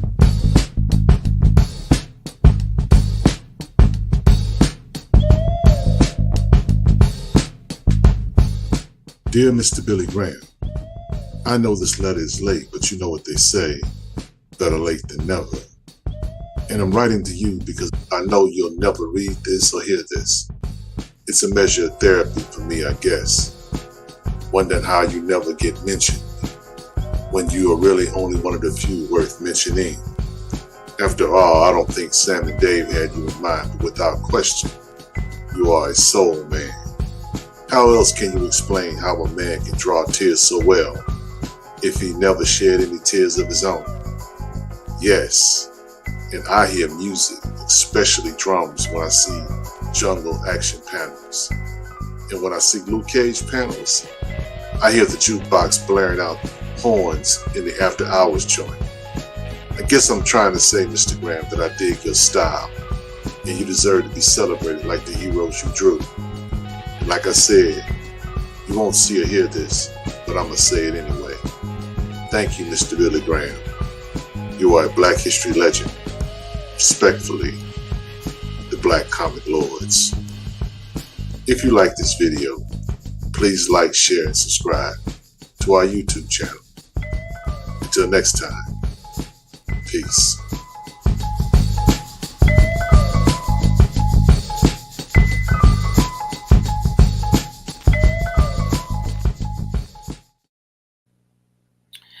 You know, we were talking about Priest, and you know, Hold on. Shout out to my boy OG Rich, Triple OG, King Richard the Panther Hearted for dropping these dope commercials and Rich recommend videos. Yeah, those were cool. That was cool. But you know, you can't, for me at least, you can't think about Christopher Priest without thinking about his run on Black Panther. And speaking of Reverend Billy Graham, to me, Reverend Billy Graham, for me, the best Black Panther writer, and I've said this, you know, forever, for me is Reginald Hudlin, right? Number two for me would be Don McGregor from that whole Jungle Action run where Billy Graham was the artist. That informs my whole opinion of the character of Black Panther, the nature of Wakanda, you know, his regalness, everything that involves that world was formulated mainly by McGregor and Billy Graham. So shout out to Billy Graham. I didn't realize he's been gone for so long, for 24 years at this point. But yeah. So what were some of the comments? So the next thing we're going to talk about is Secret Invasion. Right.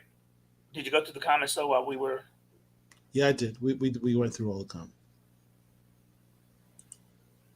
So did you watch the latest episode? Yeah, of course. Of course.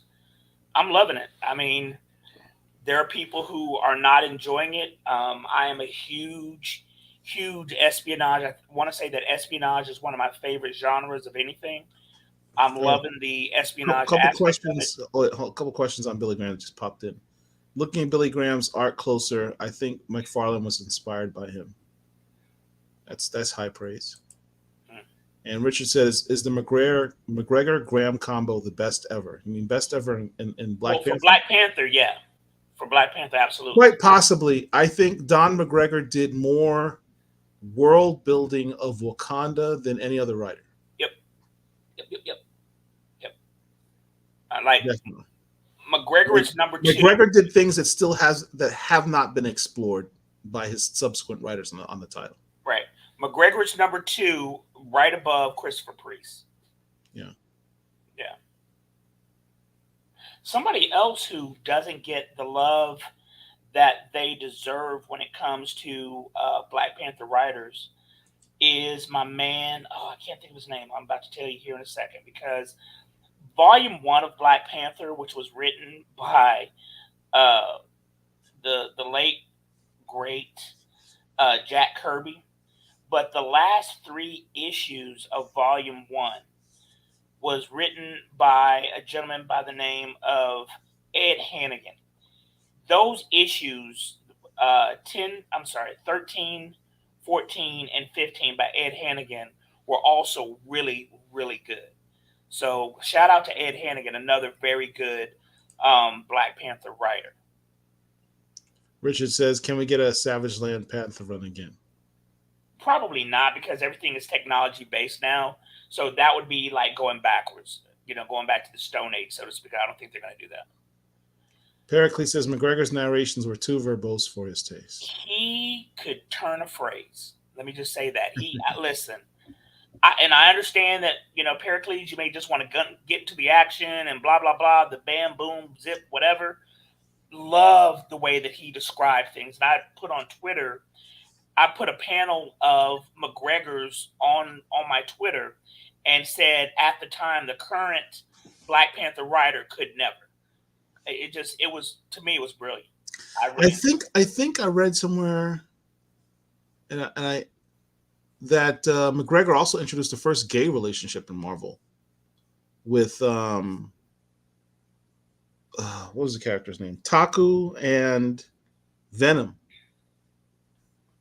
That was the first gay relationship Marvel ever had on the comics. Was it expressly stated that they were a couple? It was pretty. If you read the run, it's pretty clear that they had feelings for each other. I mean, so just like you said, McGregor's very verbose. When you have a man expressing his feelings for another man in that manner, I think it was pretty explicit that they were.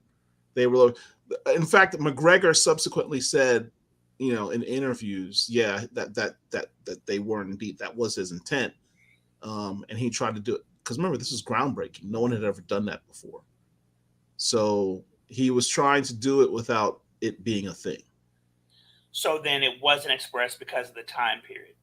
It was expressed, but it was not like they weren't like kissing and hugging, but it was more just I'm expressing my feelings to you. Then that's you take your context clues and think, okay, well, yeah, clearly in 2023, this is a gay couple. In 2023, they would have been much more explicit. But for the times in 1973 or whatever it was, that was a lot because it had never been done before. And that may very well be true. So I don't know if I would count that personally. The first gay character that I recall in Marvel is North Star from Alpha Flight. Now, I don't remember him being with whomever, but yeah, he's the first one that I think of. Dion asked, does Jack Kirby get proper credit for creating Black Panther? I think everyone gives Kirby credit for creating Black Panther. Yeah. His run was pretty bad, but yeah. Not only did he create him, he was the first original writer and artist. Yep. I mean, Black Panther Volume 1 was written by Jack Kirby. It was a crazy run with those frogs and that little short dude or whatever. Still trying to understand that damn frog, but yeah, it was pretty bad, and that's why I give props to Ed Hannigan, because he kind of cleaned it up and made it more realistic in those last 3 issues. Vulcan Ronan says, I think they made it canon in the last Pride special. I don't remember that. No, I do.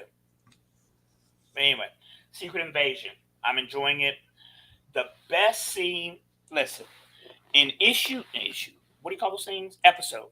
In episode number 2, I want to say it was, you have Nick Fury and James Rhodes on screen together speaking to each other for the first time in the 14-year history of the MCU, right? Isn't it crazy? That's crazy. You never would have thought about that until you think about it.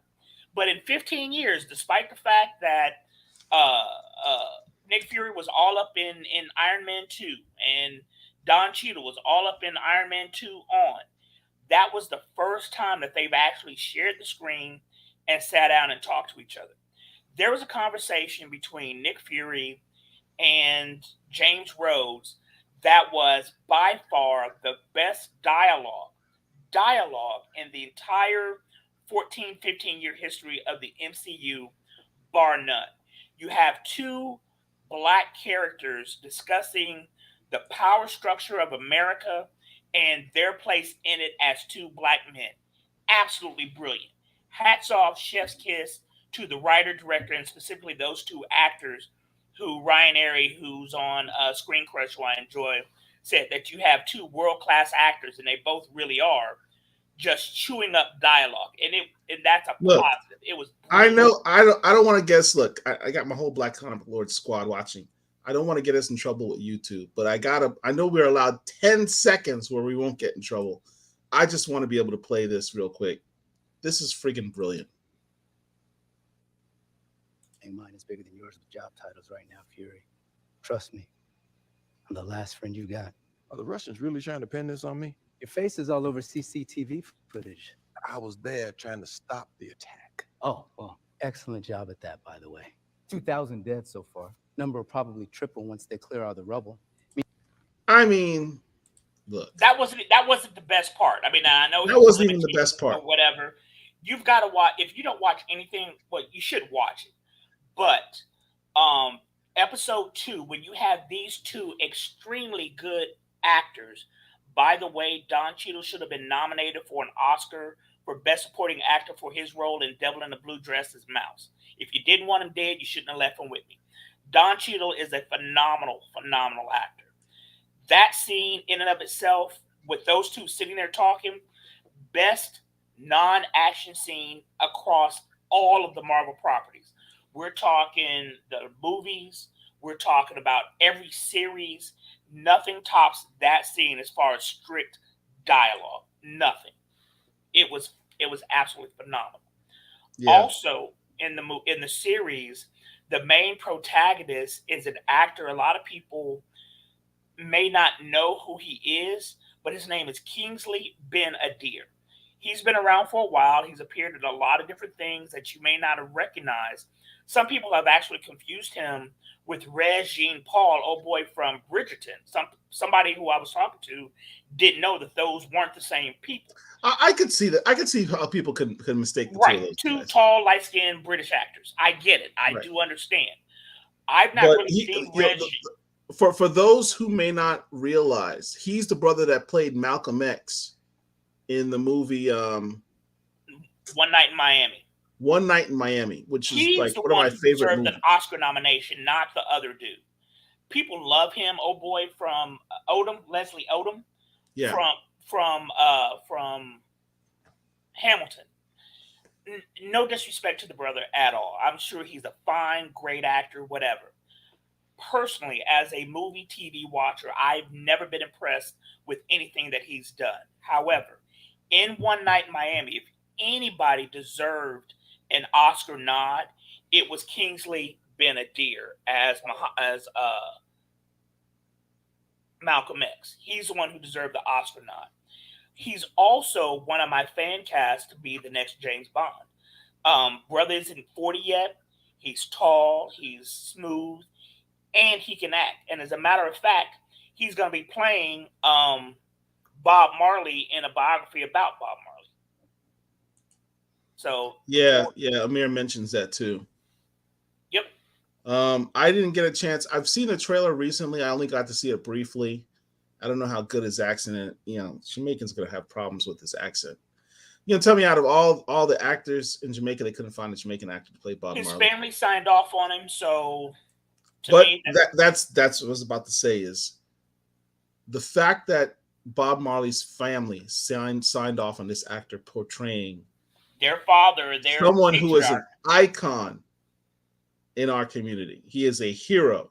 There is literally talk about putting Bob Marley on Jamaican currency as a Jamaican hero. That's how revered he is. That says a lot that the family signed off on him playing that person. As an aside, one of Bob Marley's 25 kids, Rohan Marley, went to Miami and played linebacker, I want to say, for him. Yeah. For us. So, yeah. Shout out to Rohan Marley. And Richard says Rita likes him.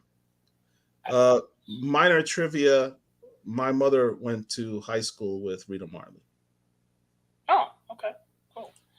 But going back to Kingsley Benadir, some other things that you may have seen him in. If you watch the great series Peaky Blinders, highly recommend the show Peaky Blinders. He played in a couple of episodes of that. There was a movie that wasn't well received called King Arthur that starred Jax Teller from Sons of Anarchy. What's my man's You name? call him Jax Teller, not call him his real name. Yeah, right. I can't think of it right now. What's his real name? What's his real name? Now you made me forget his name. Right. My point exactly. Cunham. Jeez. Oh, jeez. Okay, Google. Who played Jax Teller on Sons of Anarchy? Charlie Hunnam. Thank you. Charlie Hunnam. Charlie Hunnam. It's Hunnam. Hunnam, right. Kingsley Benadir played in King Arthur, which was directed by one of my favorite directors, Guy Ritchie. He was in that as well as God, I love Guy Ritchie. Right. I love Guy Ritchie movies. And the show that Paul just mentioned. He's an extremely very, very good actor, and this Bob Marley movie may very well put his name on the map, because I don't think his is a household name at this point. So, Matt, I don't know who Matt Baker is. You don't watch enough Black Comic Lords YouTube videos. Matt Baker is one of the great golden age Black comic artists. We recently did a special with writer and historian of the Invisible Men book, Mr. Ken Quattro. And I agree, Ben Kingsley would be, I see Ben Kingsley. It's the same mistake Richard make. Calling him Ben How crazy Kingsley. is that? You got Ben Kingsley and Kingsley Benadir. How crazy is Oh, that? jeez. Kingsley Benadir would be an excellent guy to play Matt Baker. I think that this, Bob Marley movie will put him on the map. As a movie and TV fan, as I am, I know a lot of names, a lot of people. That's how I know his name. But again, I don't think his is a household name, and that Bob Marley movie may very well do that. Yeah, I think so as well. I think the movie has potential to be a big time thing. But going back to the series Secret Invasion, I'm enjoying it. I don't see what the issue is. It's a slow burn. It has not been getting good ratings. No, it hasn't. The pundits or whatever aren't really giving it much love. Here's the thing with Marvel right now. They've created their own Frankenstein monster with the MCU. The Infinity Saga that they created was so well crafted that is the expectation for the MCU in the future. And these last two phases have not been that. They've been disjointed. Because Marvel has made that shift, perhaps you want to blame, what's his name? Earl Perlmutter, who was in charge of the MCU at one point. Because they were trying to gravitate towards propping up the Disney Plus platform, they've gotten away from the story building, world building that they're known for, tying everything together. And they started out well with Loki, the Loki series, and WandaVision. They're introducing the multiverse as a concept. They came out with Multiverse of Madness, which is a severely underrated movie in my opinion. I don't understand why people didn't like that movie. There's just no rational reason why people should not like Multiverse of Madness. That was a dope movie. They started out well with tying all these things together. But then with all the Disney Plus shows, people are just confused. They're like, well, how does Werewolf by Night tie into the multiverse? Yeah, that was a one-off. It's a good show. It's a good one-off show. I loved Werewolf by Night, but it has nothing to do with the multiverse. No. And that's what people are expecting. And how does Hawkeye tie into the multiverse? It doesn't. Yeah. But that's what people are expecting, because that's what you gave them 10 years of tying movies together in the most intricate and minor Easter egg details. And then you take that away from them and give them a bunch of stuff that doesn't tie anything together. People are pissed. People are becoming disillusioned. and they don't see the ties that bind, and they're like, what's the point? Yeah. How does Daredevil tie into this? How does Luke Cage tie into this? How does, the first couple Spider-Man movie tie into this? It doesn't. And so people are really sort of frustrated and have lowered expectations for the MCU. And it's been dissatisfying to them as a result. Tom Holland is an extremely good Spider-Man. He's better than Tobey Maguire at this point. He's had more time to work in the character over like 6 movies or whatever it is. But if we're going to be honest, the Spider-Man trilogy is mid. It really is. The last multiversal one was pretty good, but I've never gone back and rewatched 1 and 2. Hell, I haven't even rewatched 3. I've seen Doctor Strange like 2 or 3 times because I really, really enjoyed it. Yeah. Spider-Man, all the Spider-Man movies, all due respect to Tom Holland, all those movies are just mid. I tell you what Spider-Man movie I have watched 3 times. Spider-Man Spider-Verse. Oh, okay. Well, I really enjoyed that movie. It was very, very, very good. It was a very good movie. Miles Morales is Spider-Man. Disney won't acknowledge him as Spider-Man. They won't allow the comics to acknowledge him as Spider-Man because Sony still has all those rights to him. Yep. Disney, in a snap, could sideline Peter Parker with a quickness and make Miles Morales the official Spider-Man for Marvel Comics. So Sony doesn't have the rights to Miles Morales. They do. When they sold the rights. They sold the rights to the name Spider-Man. Right. Miles Morales is Spider-Man, so they have the rights to Miles Morales as well. Right. Now, I've talked about this before. It's not. I joke partially when I say Marvel could just get rid of Peter Parker like that. Peter Parker has 60 years of merchandising behind him. You can't get rid of that. You can't get rid of all the lunch boxes and cartoons and blankets and toys, and that doesn't disappear overnight simply because another character is more popular. Well, nobody's saying that it disappears, but they don't have to make new stuff. I mean, didn't Marvel do that same thing with the Fantastic Four when they were having issues over there with Sony or whoever had the rights? And hell, the X-Men. The X-Men. They did the same thing with the X-Men. You know what I'm saying? Right. Well, they didn't stop it. They just downplayed it. Right. And if they wanted to, they could do this. I'm not saying or suggesting that they should, but they could do the same thing with Peter Parker. Well, I agree with you. They could. But Peter Parker is still popular with certain older crowds. He still has a fan base. And that's not to say that Peter Parker doesn't have a fan base. But the reality, in my opinion, is that Miles Morales' fan base, particularly after this Across the Spider-Verse movie, has now surpassed Peter Parker's. I don't know. You can question that. But I'll tell you what. I just came back from Europe. I was wearing... Hold on.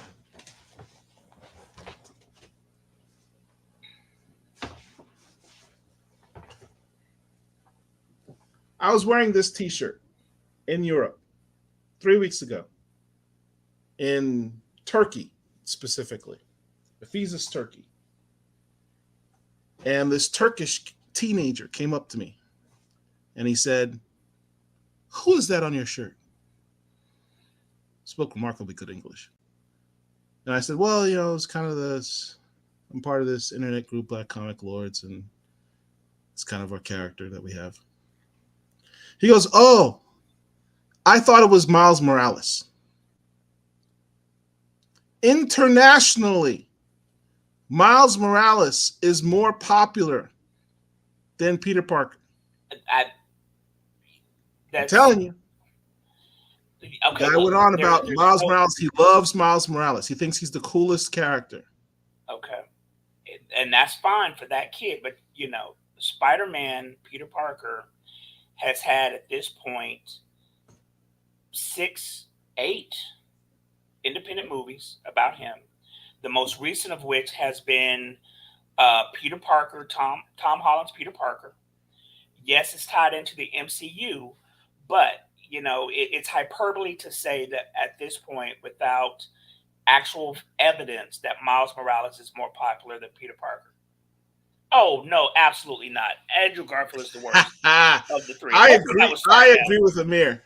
Of Hopefully that's the three sarcasm. Spider-Man, the three Peter Parkers, honest to God, Andrew Garfield's my favorite.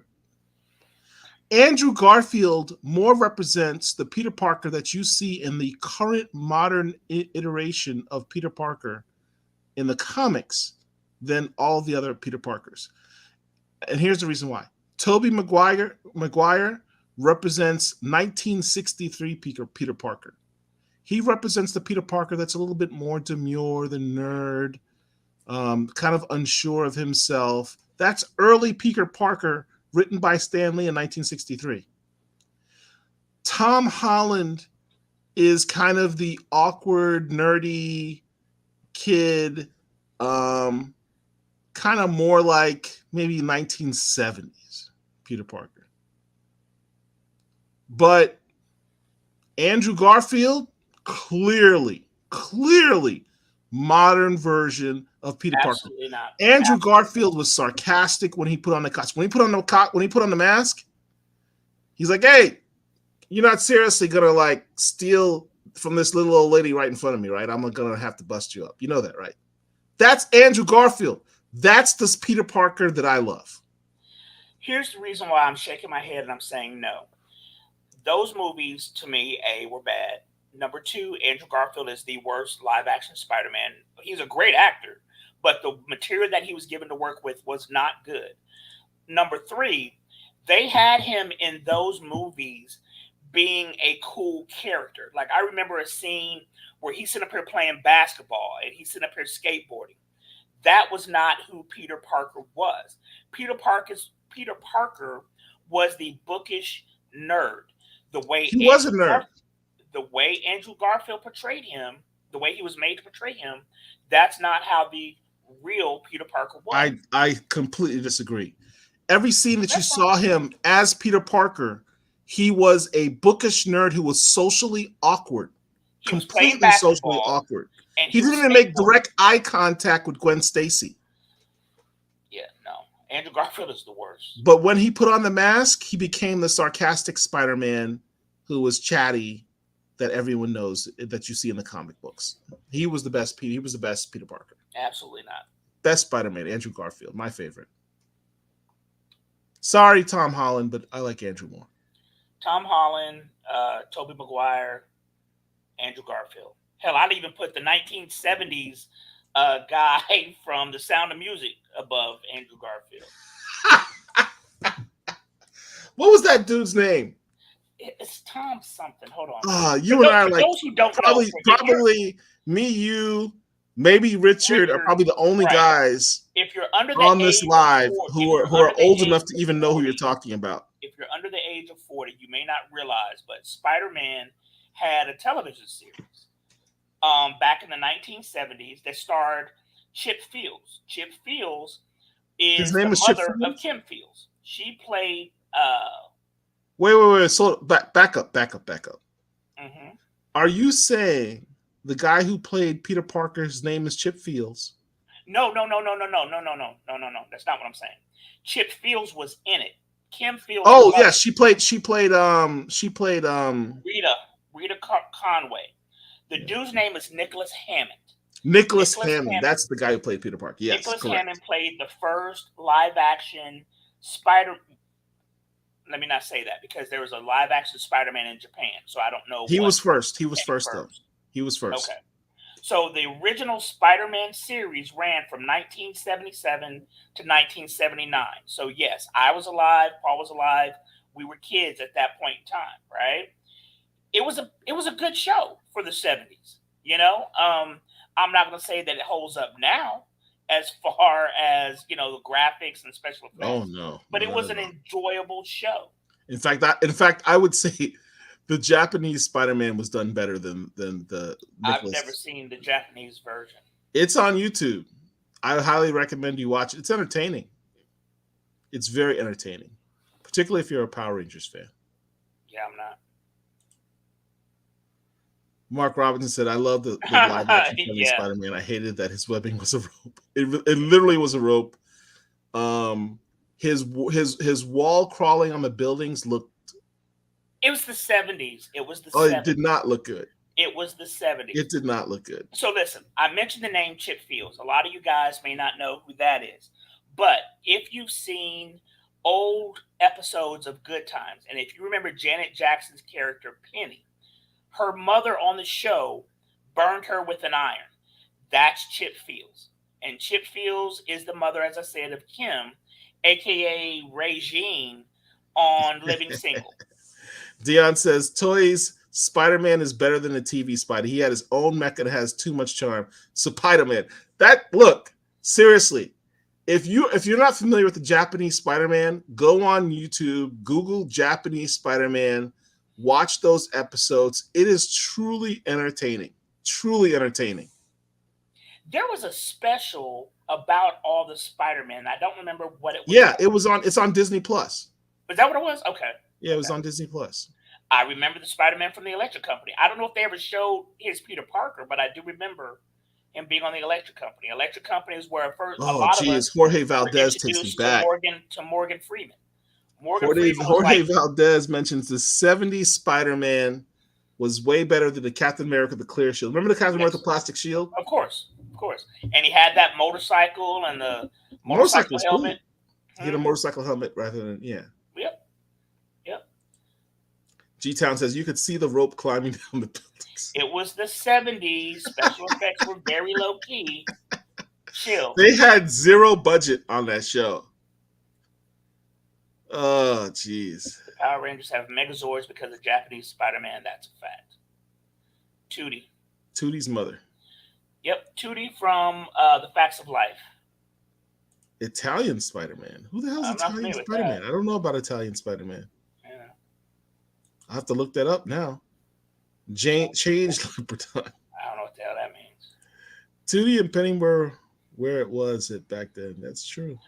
I had a crush on Blair, though. You had a crush on Blair, for real? Blair was fine.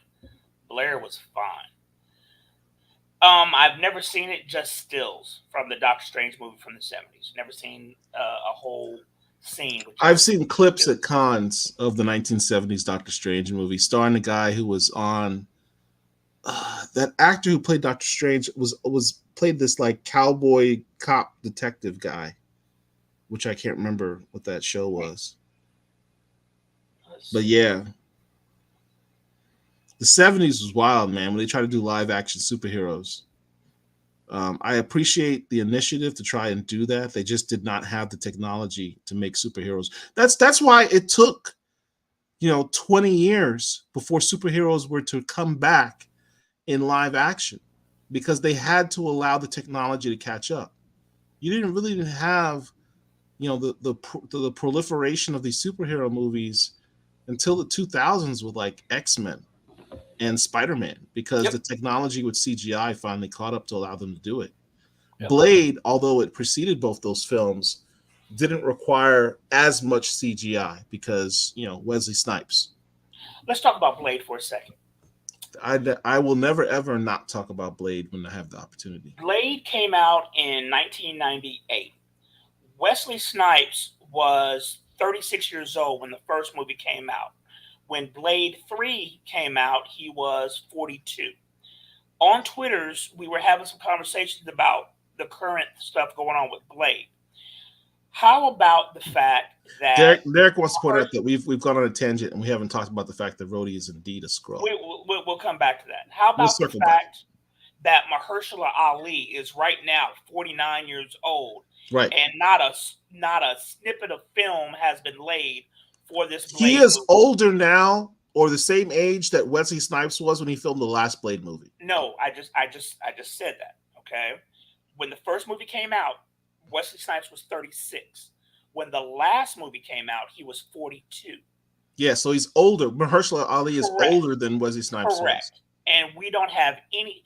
I was against Mahershala as Blade because of the fact that he was already in the Netflix Luke Cage show, as well as the fact that he's old as dirt.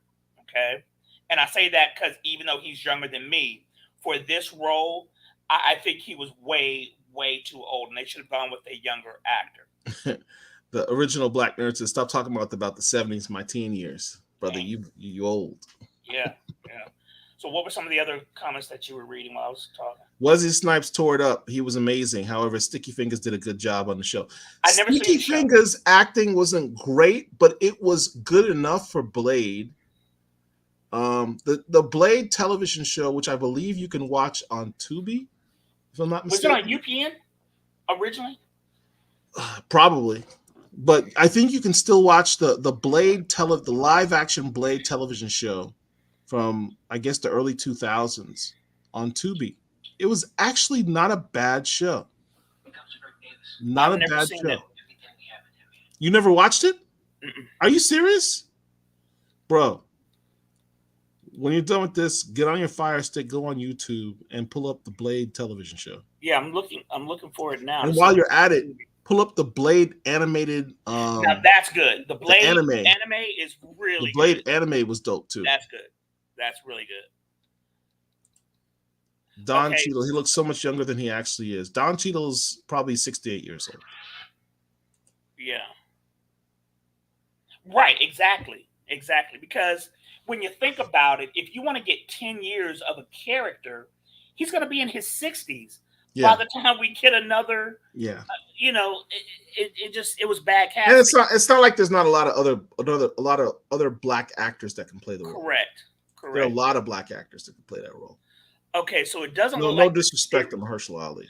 So it doesn't look like the series is on Tubi. It looks like the first movie is on Tubi, but I don't see. Derek's trying to get me in trouble. He says, if you can, pull up Kevin Hart, Don Cheadle on YouTube. That was fun. That was funny. Let me see that what I that was Kevin funny. Hart, Don Cheadle. Basically, Kevin Hart has a series where he interviews people while drinking wine. And Don Cheadle told how old he was, and he was like, Kevin Hart was like, damn. He was like, I'm sorry. But it looked like he hurt Don Cheadle's feelings. It was really funny. It was really, really funny. I think I found it. Yeah, it was a funny clip. But no, it does not look like the series is on. Here we go. Here we go with the clip. And me, I'm 56 years old. Damn. I'm sorry. Okay, so we all know age. When that first dropped like last year, that was pretty hilarious. That was funny. But going back to Secret Invasion, and they are intimating that Rhodey is a Skrull, right? Yeah, I mean, it was Rhodey's voice. Spoiler alert for anyone who hasn't watched the episode. You should have watched it by now because you're a Black Comic Lord. You should be up on this stuff. So I'm not going to apologize for this. It was Rhodey's voice that was on the phone with talking to Nick Fury's wife. Nick Fury's wife. Right. So watch the series, and you'll see why that may very well be important. But now here's the $1 million question, everybody. And this is from the originals. This is what makes Secret Invasion one of the most brilliant things Brian Michael Bendis ever wrote. Because once you find out someone's a Skrull, the immediate next question is, how long have they been a Skrull? How long have they been a Skrull? All right, so check it. One of the things that Paul talked about in this phase of movies and shows is how things don't seem to tie in and connect. They could very well have two things going on that somewhat connect. Number one is the quantum verse, multiversal thing going on. Number one. Number two, the Skrull thing. The Secret Invasion storyline came about roughly around 2005, 2006 in the comic books, where Skrulls, the shape-shifting aliens, came to Earth and had the ability to mimic not only the look of superheroes, but their powers as well. So many superheroes and stars and celebrities weren't the real people, they were Skrulls, right? Now, we all know at this point, going on 2.5, almost 3 years ago, Chadwick Boseman died in 2020. The writer of the movies, Ryan Coogler, made the emotional decision to kill off the character of T'Challa due to the unfortunate passing of Chadwick Boseman. I've not seen that movie, will not see that movie. But my understanding is they never showed a body in Wakanda Forever of their king who has died. which leads me to say this. The T'Challa that died was a Skrull. And here's why I say that. Continue. We've talked about this before. Go ahead. This is me retconning what has occurred to get what I want, which is a new T'Challa. For those who don't know, is that when a Skrull dies, they revert back to their natural state, which is a green lizard-looking creature with big ears, right? Reptilian. In Wakanda Forever, my understanding is they don't show the body of the king. Then they whisk him up into a spaceship and send him off. Why would they do that? Why would they not give the people the ability to look at their deceased leader and monarch for a sense of closure? Why are we having a closed casket for somebody who wasn't blown up, who just died as part of a disease? And me retconning would be me saying this. The reason why they did it that way is because the character that died was a Skrull. And so Okoye and Shuri knew this, but they didn't want to alert the rest of the Wakandans and possibly other Skrulls who may be in their nation and give them the opportunity to ferret them out. And so you could, at the end of the Secret Invasion series, you could have a pod, they call them fracking pods, where you have the real character basically in suspended animation getting their memories zapped so the new Skrull can know what to think, what to say, or whatever. You could have a scene where you have T'Challa, a new actor in T'Challa, in one of these pods and then retcon what has occurred. And I think that's what should happen. And shout out to the Secret Invasion writers for throwing the word fracking into a new television series since Battlestar Galactica. Yep. Thanks, Gordon. I appreciate you. Walmart, $8. Yeah, I mean, I've mentioned on this channel before the Skrull theory that T'Challa was a Skrull because it makes no sense that the most advanced nation in the world that literally, canonically, has the cure to cancer is unable to help their king who has a healing factor from the heart-shaped herb. Makes literally no sense. T'Challa what makes even more less sense is the fact that T'Challa clearly knew that he was sick for a while because he made plans for his death. He knew he was dying. He made plans. He shipped off Nakia and TJ to Haiti. They're Skrulls. So he knew he was dying, right? So you know that you're dying. You got people working on you. And they're like, we haven't seen this before. This doesn't make any sense. It's defying the healing properties of the heart-shaped herb. Instead, the most logical thing to do is we can't identify this. We know that you're dying. We can't fix it. What do? You do what you did at the end of Civil War. You put your friggin' king in the stasis pod, that the same one that they gave to White Wolf, Bucky Barnes, and say, we're going to put you on ice and we'll figure it out and we'll unice you and fix it later. Ryan Coogler is a bad writer. Horrible writer. He let his emotions get the best of him and did not do what's in the best interest of the character. So if T'Challa, the next scene that you want to have the Talon fighter that carried off his body go to the necropolis for his burial next to his father. And in the necropolis, they open up the casket to entomb his body, and all of a sudden, oh my God, it's a Skrull. My theory is Okoye and Shuri know that, which is why they zapped him off, right? That's that you haven't seen the movie, so that's not going to work. Because the amount of emotional, discord they had as a result, that's not possible. I don't think it's possible. That wouldn't make sense. However, the fact that he's a Skrull means TJ and Nakia are Skrulls, which is I'm fine with. 100. In fact, I would prefer that. Yep. And that T'Challa's been hauled off somewhere by the Skrulls. Yep. And then we start getting movies and shows with them being rescued along with other individuals. Mm-hmm. Like I said, you can have one scene at the end of Secret Invasion that basically undoes everything that happened. Well, the death of T'Challa in Wakanda Forever. You know, people have had their time to mourn and all this other nonsense. Let's get back to the main character of the franchise. T'Challa as a Skrull is going to be Brother Voodoo in the MCU all over again. I don't know what that means. Look, Brother Voodoo, it needs to be in the next Black Panther movie, which hasn't been slated, by the way, because of the whole Haiti connection. It would make sense why they wouldn't have had a cure for him. Yeah, absolutely.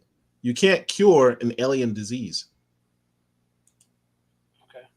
You could set up the story for Secret Wars. T'Challa could be on the planet with a Beyonder. That's doing too much. Beyonder is way too overpowered. That's doing too much. No.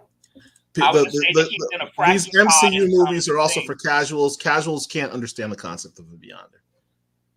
Because casuals would say, well, does that mean he's Jesus? I'm against this movie, and they'll ban the movie. You'll have, you know, conservative Christian white people saying the Beyonder is God, and they're objecting to the movie, and we need to protest the movie because Marvel's trying. That's enough whiskey. That's enough. Disney's trying to show God because Beyonder's godlike, and it gets messy. Yeah. These got. I'm assuming the whole T'Challa as a squirrel thing. Yeah, I would assume so. That's what needs to be trending every day, along with recast T'Challa. It's funny you should say that. The word T'Challa has been trending on Twitter for the last few days. Yeah, because we're always talking about it. There's a guy I follow on Twitter. I think he goes by Buckmeister or something like that. I don't know exactly. Yes. He's every day. This dude is from South Africa. Pretty cool. He's always talking about recast T'Challa, and we talk about how all these different characters have had different iterations, but the very first Black superhero, recognized superhero, we only have one, you know. And one of the things that I mentioned the other day, we were talking about Cyborg earlier. Cyborg was created in 1980. Since his creation in 1980, which came 14 years after the creation of T'Challa, there have been 3 live-action iterations of Cyborg. He was played on Smallville by the dude who played in Rizzoli Isles, who unfortunately took his own life. I can't remember his name right now. He was played by one dude in Doom Patrol. Yep. And he was played horribly, by Ray Fisher in Justice League. Okay? That's 3 in 43 years. T'Challa's only had 1. Stargirl. We're talking about B level characters. Stargirl is a D level character. Even though she, in my opinion, is a D level character, she was created in 1999. She has had 3 separate versions of that character. One on Smallville, one on DC Legends of Tomorrow. Lee Thompson Young, thank you. And she's had her own series. She had a 3-season series, and she was just created, but we only get 1 T'Challa. That doesn't make sense. Yeah, all your arguments about why T'Challa can't be recast just are so damn silly. People stretch themselves like Mr. Fantastic to come up with a reason why they being Ryan Coogler made the decision that he did. When what you need to understand that he was in his feelings when he made this decision. I'm not saying or suggesting that he shouldn't have feelings, but you have to do it to the best interest of the character, not just what you feel in this moment, you know? Because that character, with all due respect, is more important than he is. It's more important than Chadwick Boseman. These characters are immortal, and there is no reason why T'Challa should not be as ubiquitous as Superman, Batman, Spider-Man, etc. The Black Panther movie made over $1 billion, like $1.3 billion. There is no economic reason for shelving the Black Panther universe. And one of the things that I've said in this space time and again, and I said this, less than a week after Chadwick Boseman's death, is that it would be a mistake to kill the character, which they ultimately did. And what they could have easily done, one of 2 things. A, which would have been very easy, set the movie during the blip. You hit the same emotional connections of your leader being gone. Easy solve. Easy. Set it during that 5 years during the blip. You and I could have written that script for Black Panther 2 in a weekend. Or which is more in line with the comic books, is you have T'Challa injured or incapacitated at the beginning of the movie in uniform. You don't see his face. He's put in a stasis pod.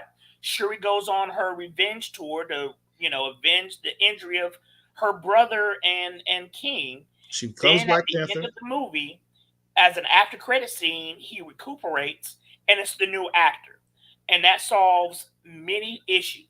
You've got movie 2 that is Shuri centric. It doesn't recast, quote unquote, the character right away, and it gets somebody else in the role to give the casuals the idea, like, okay, yes, we got a new actor in this role. Or even more simple, have the entire movie take place during the blip.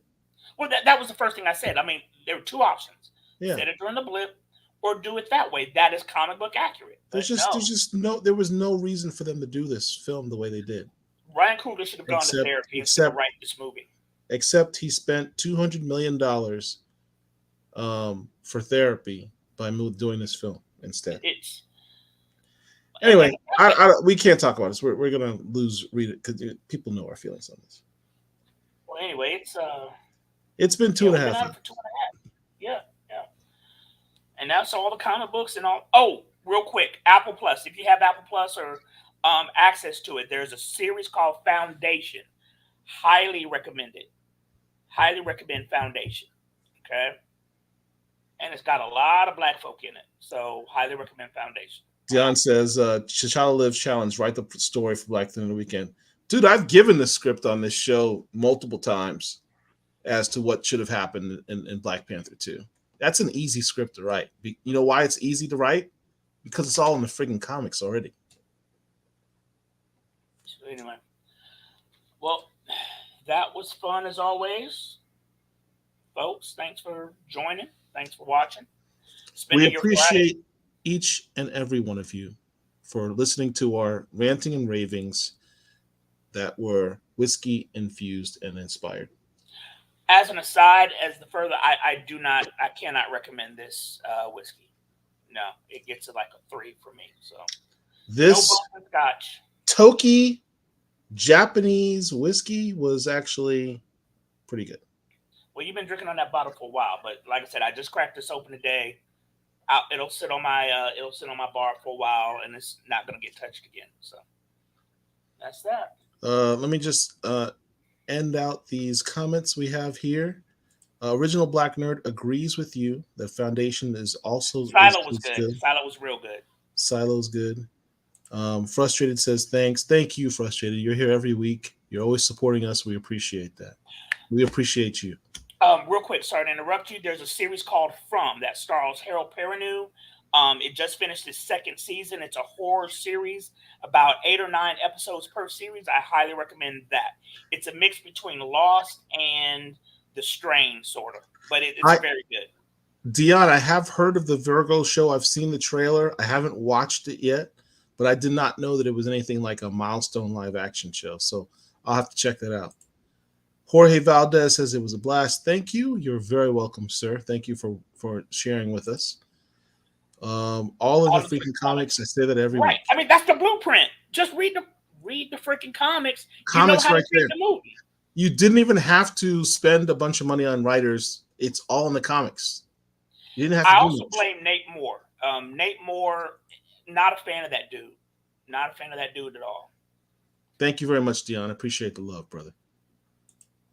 All right. So with Have that, Gordon, to everyone, we thank you for sharing with us, communing with us. Please hit the like button. Please hit the subscribe button if you haven't done so already. Share the video on your social media. Thank you. Mark? Yep. We out.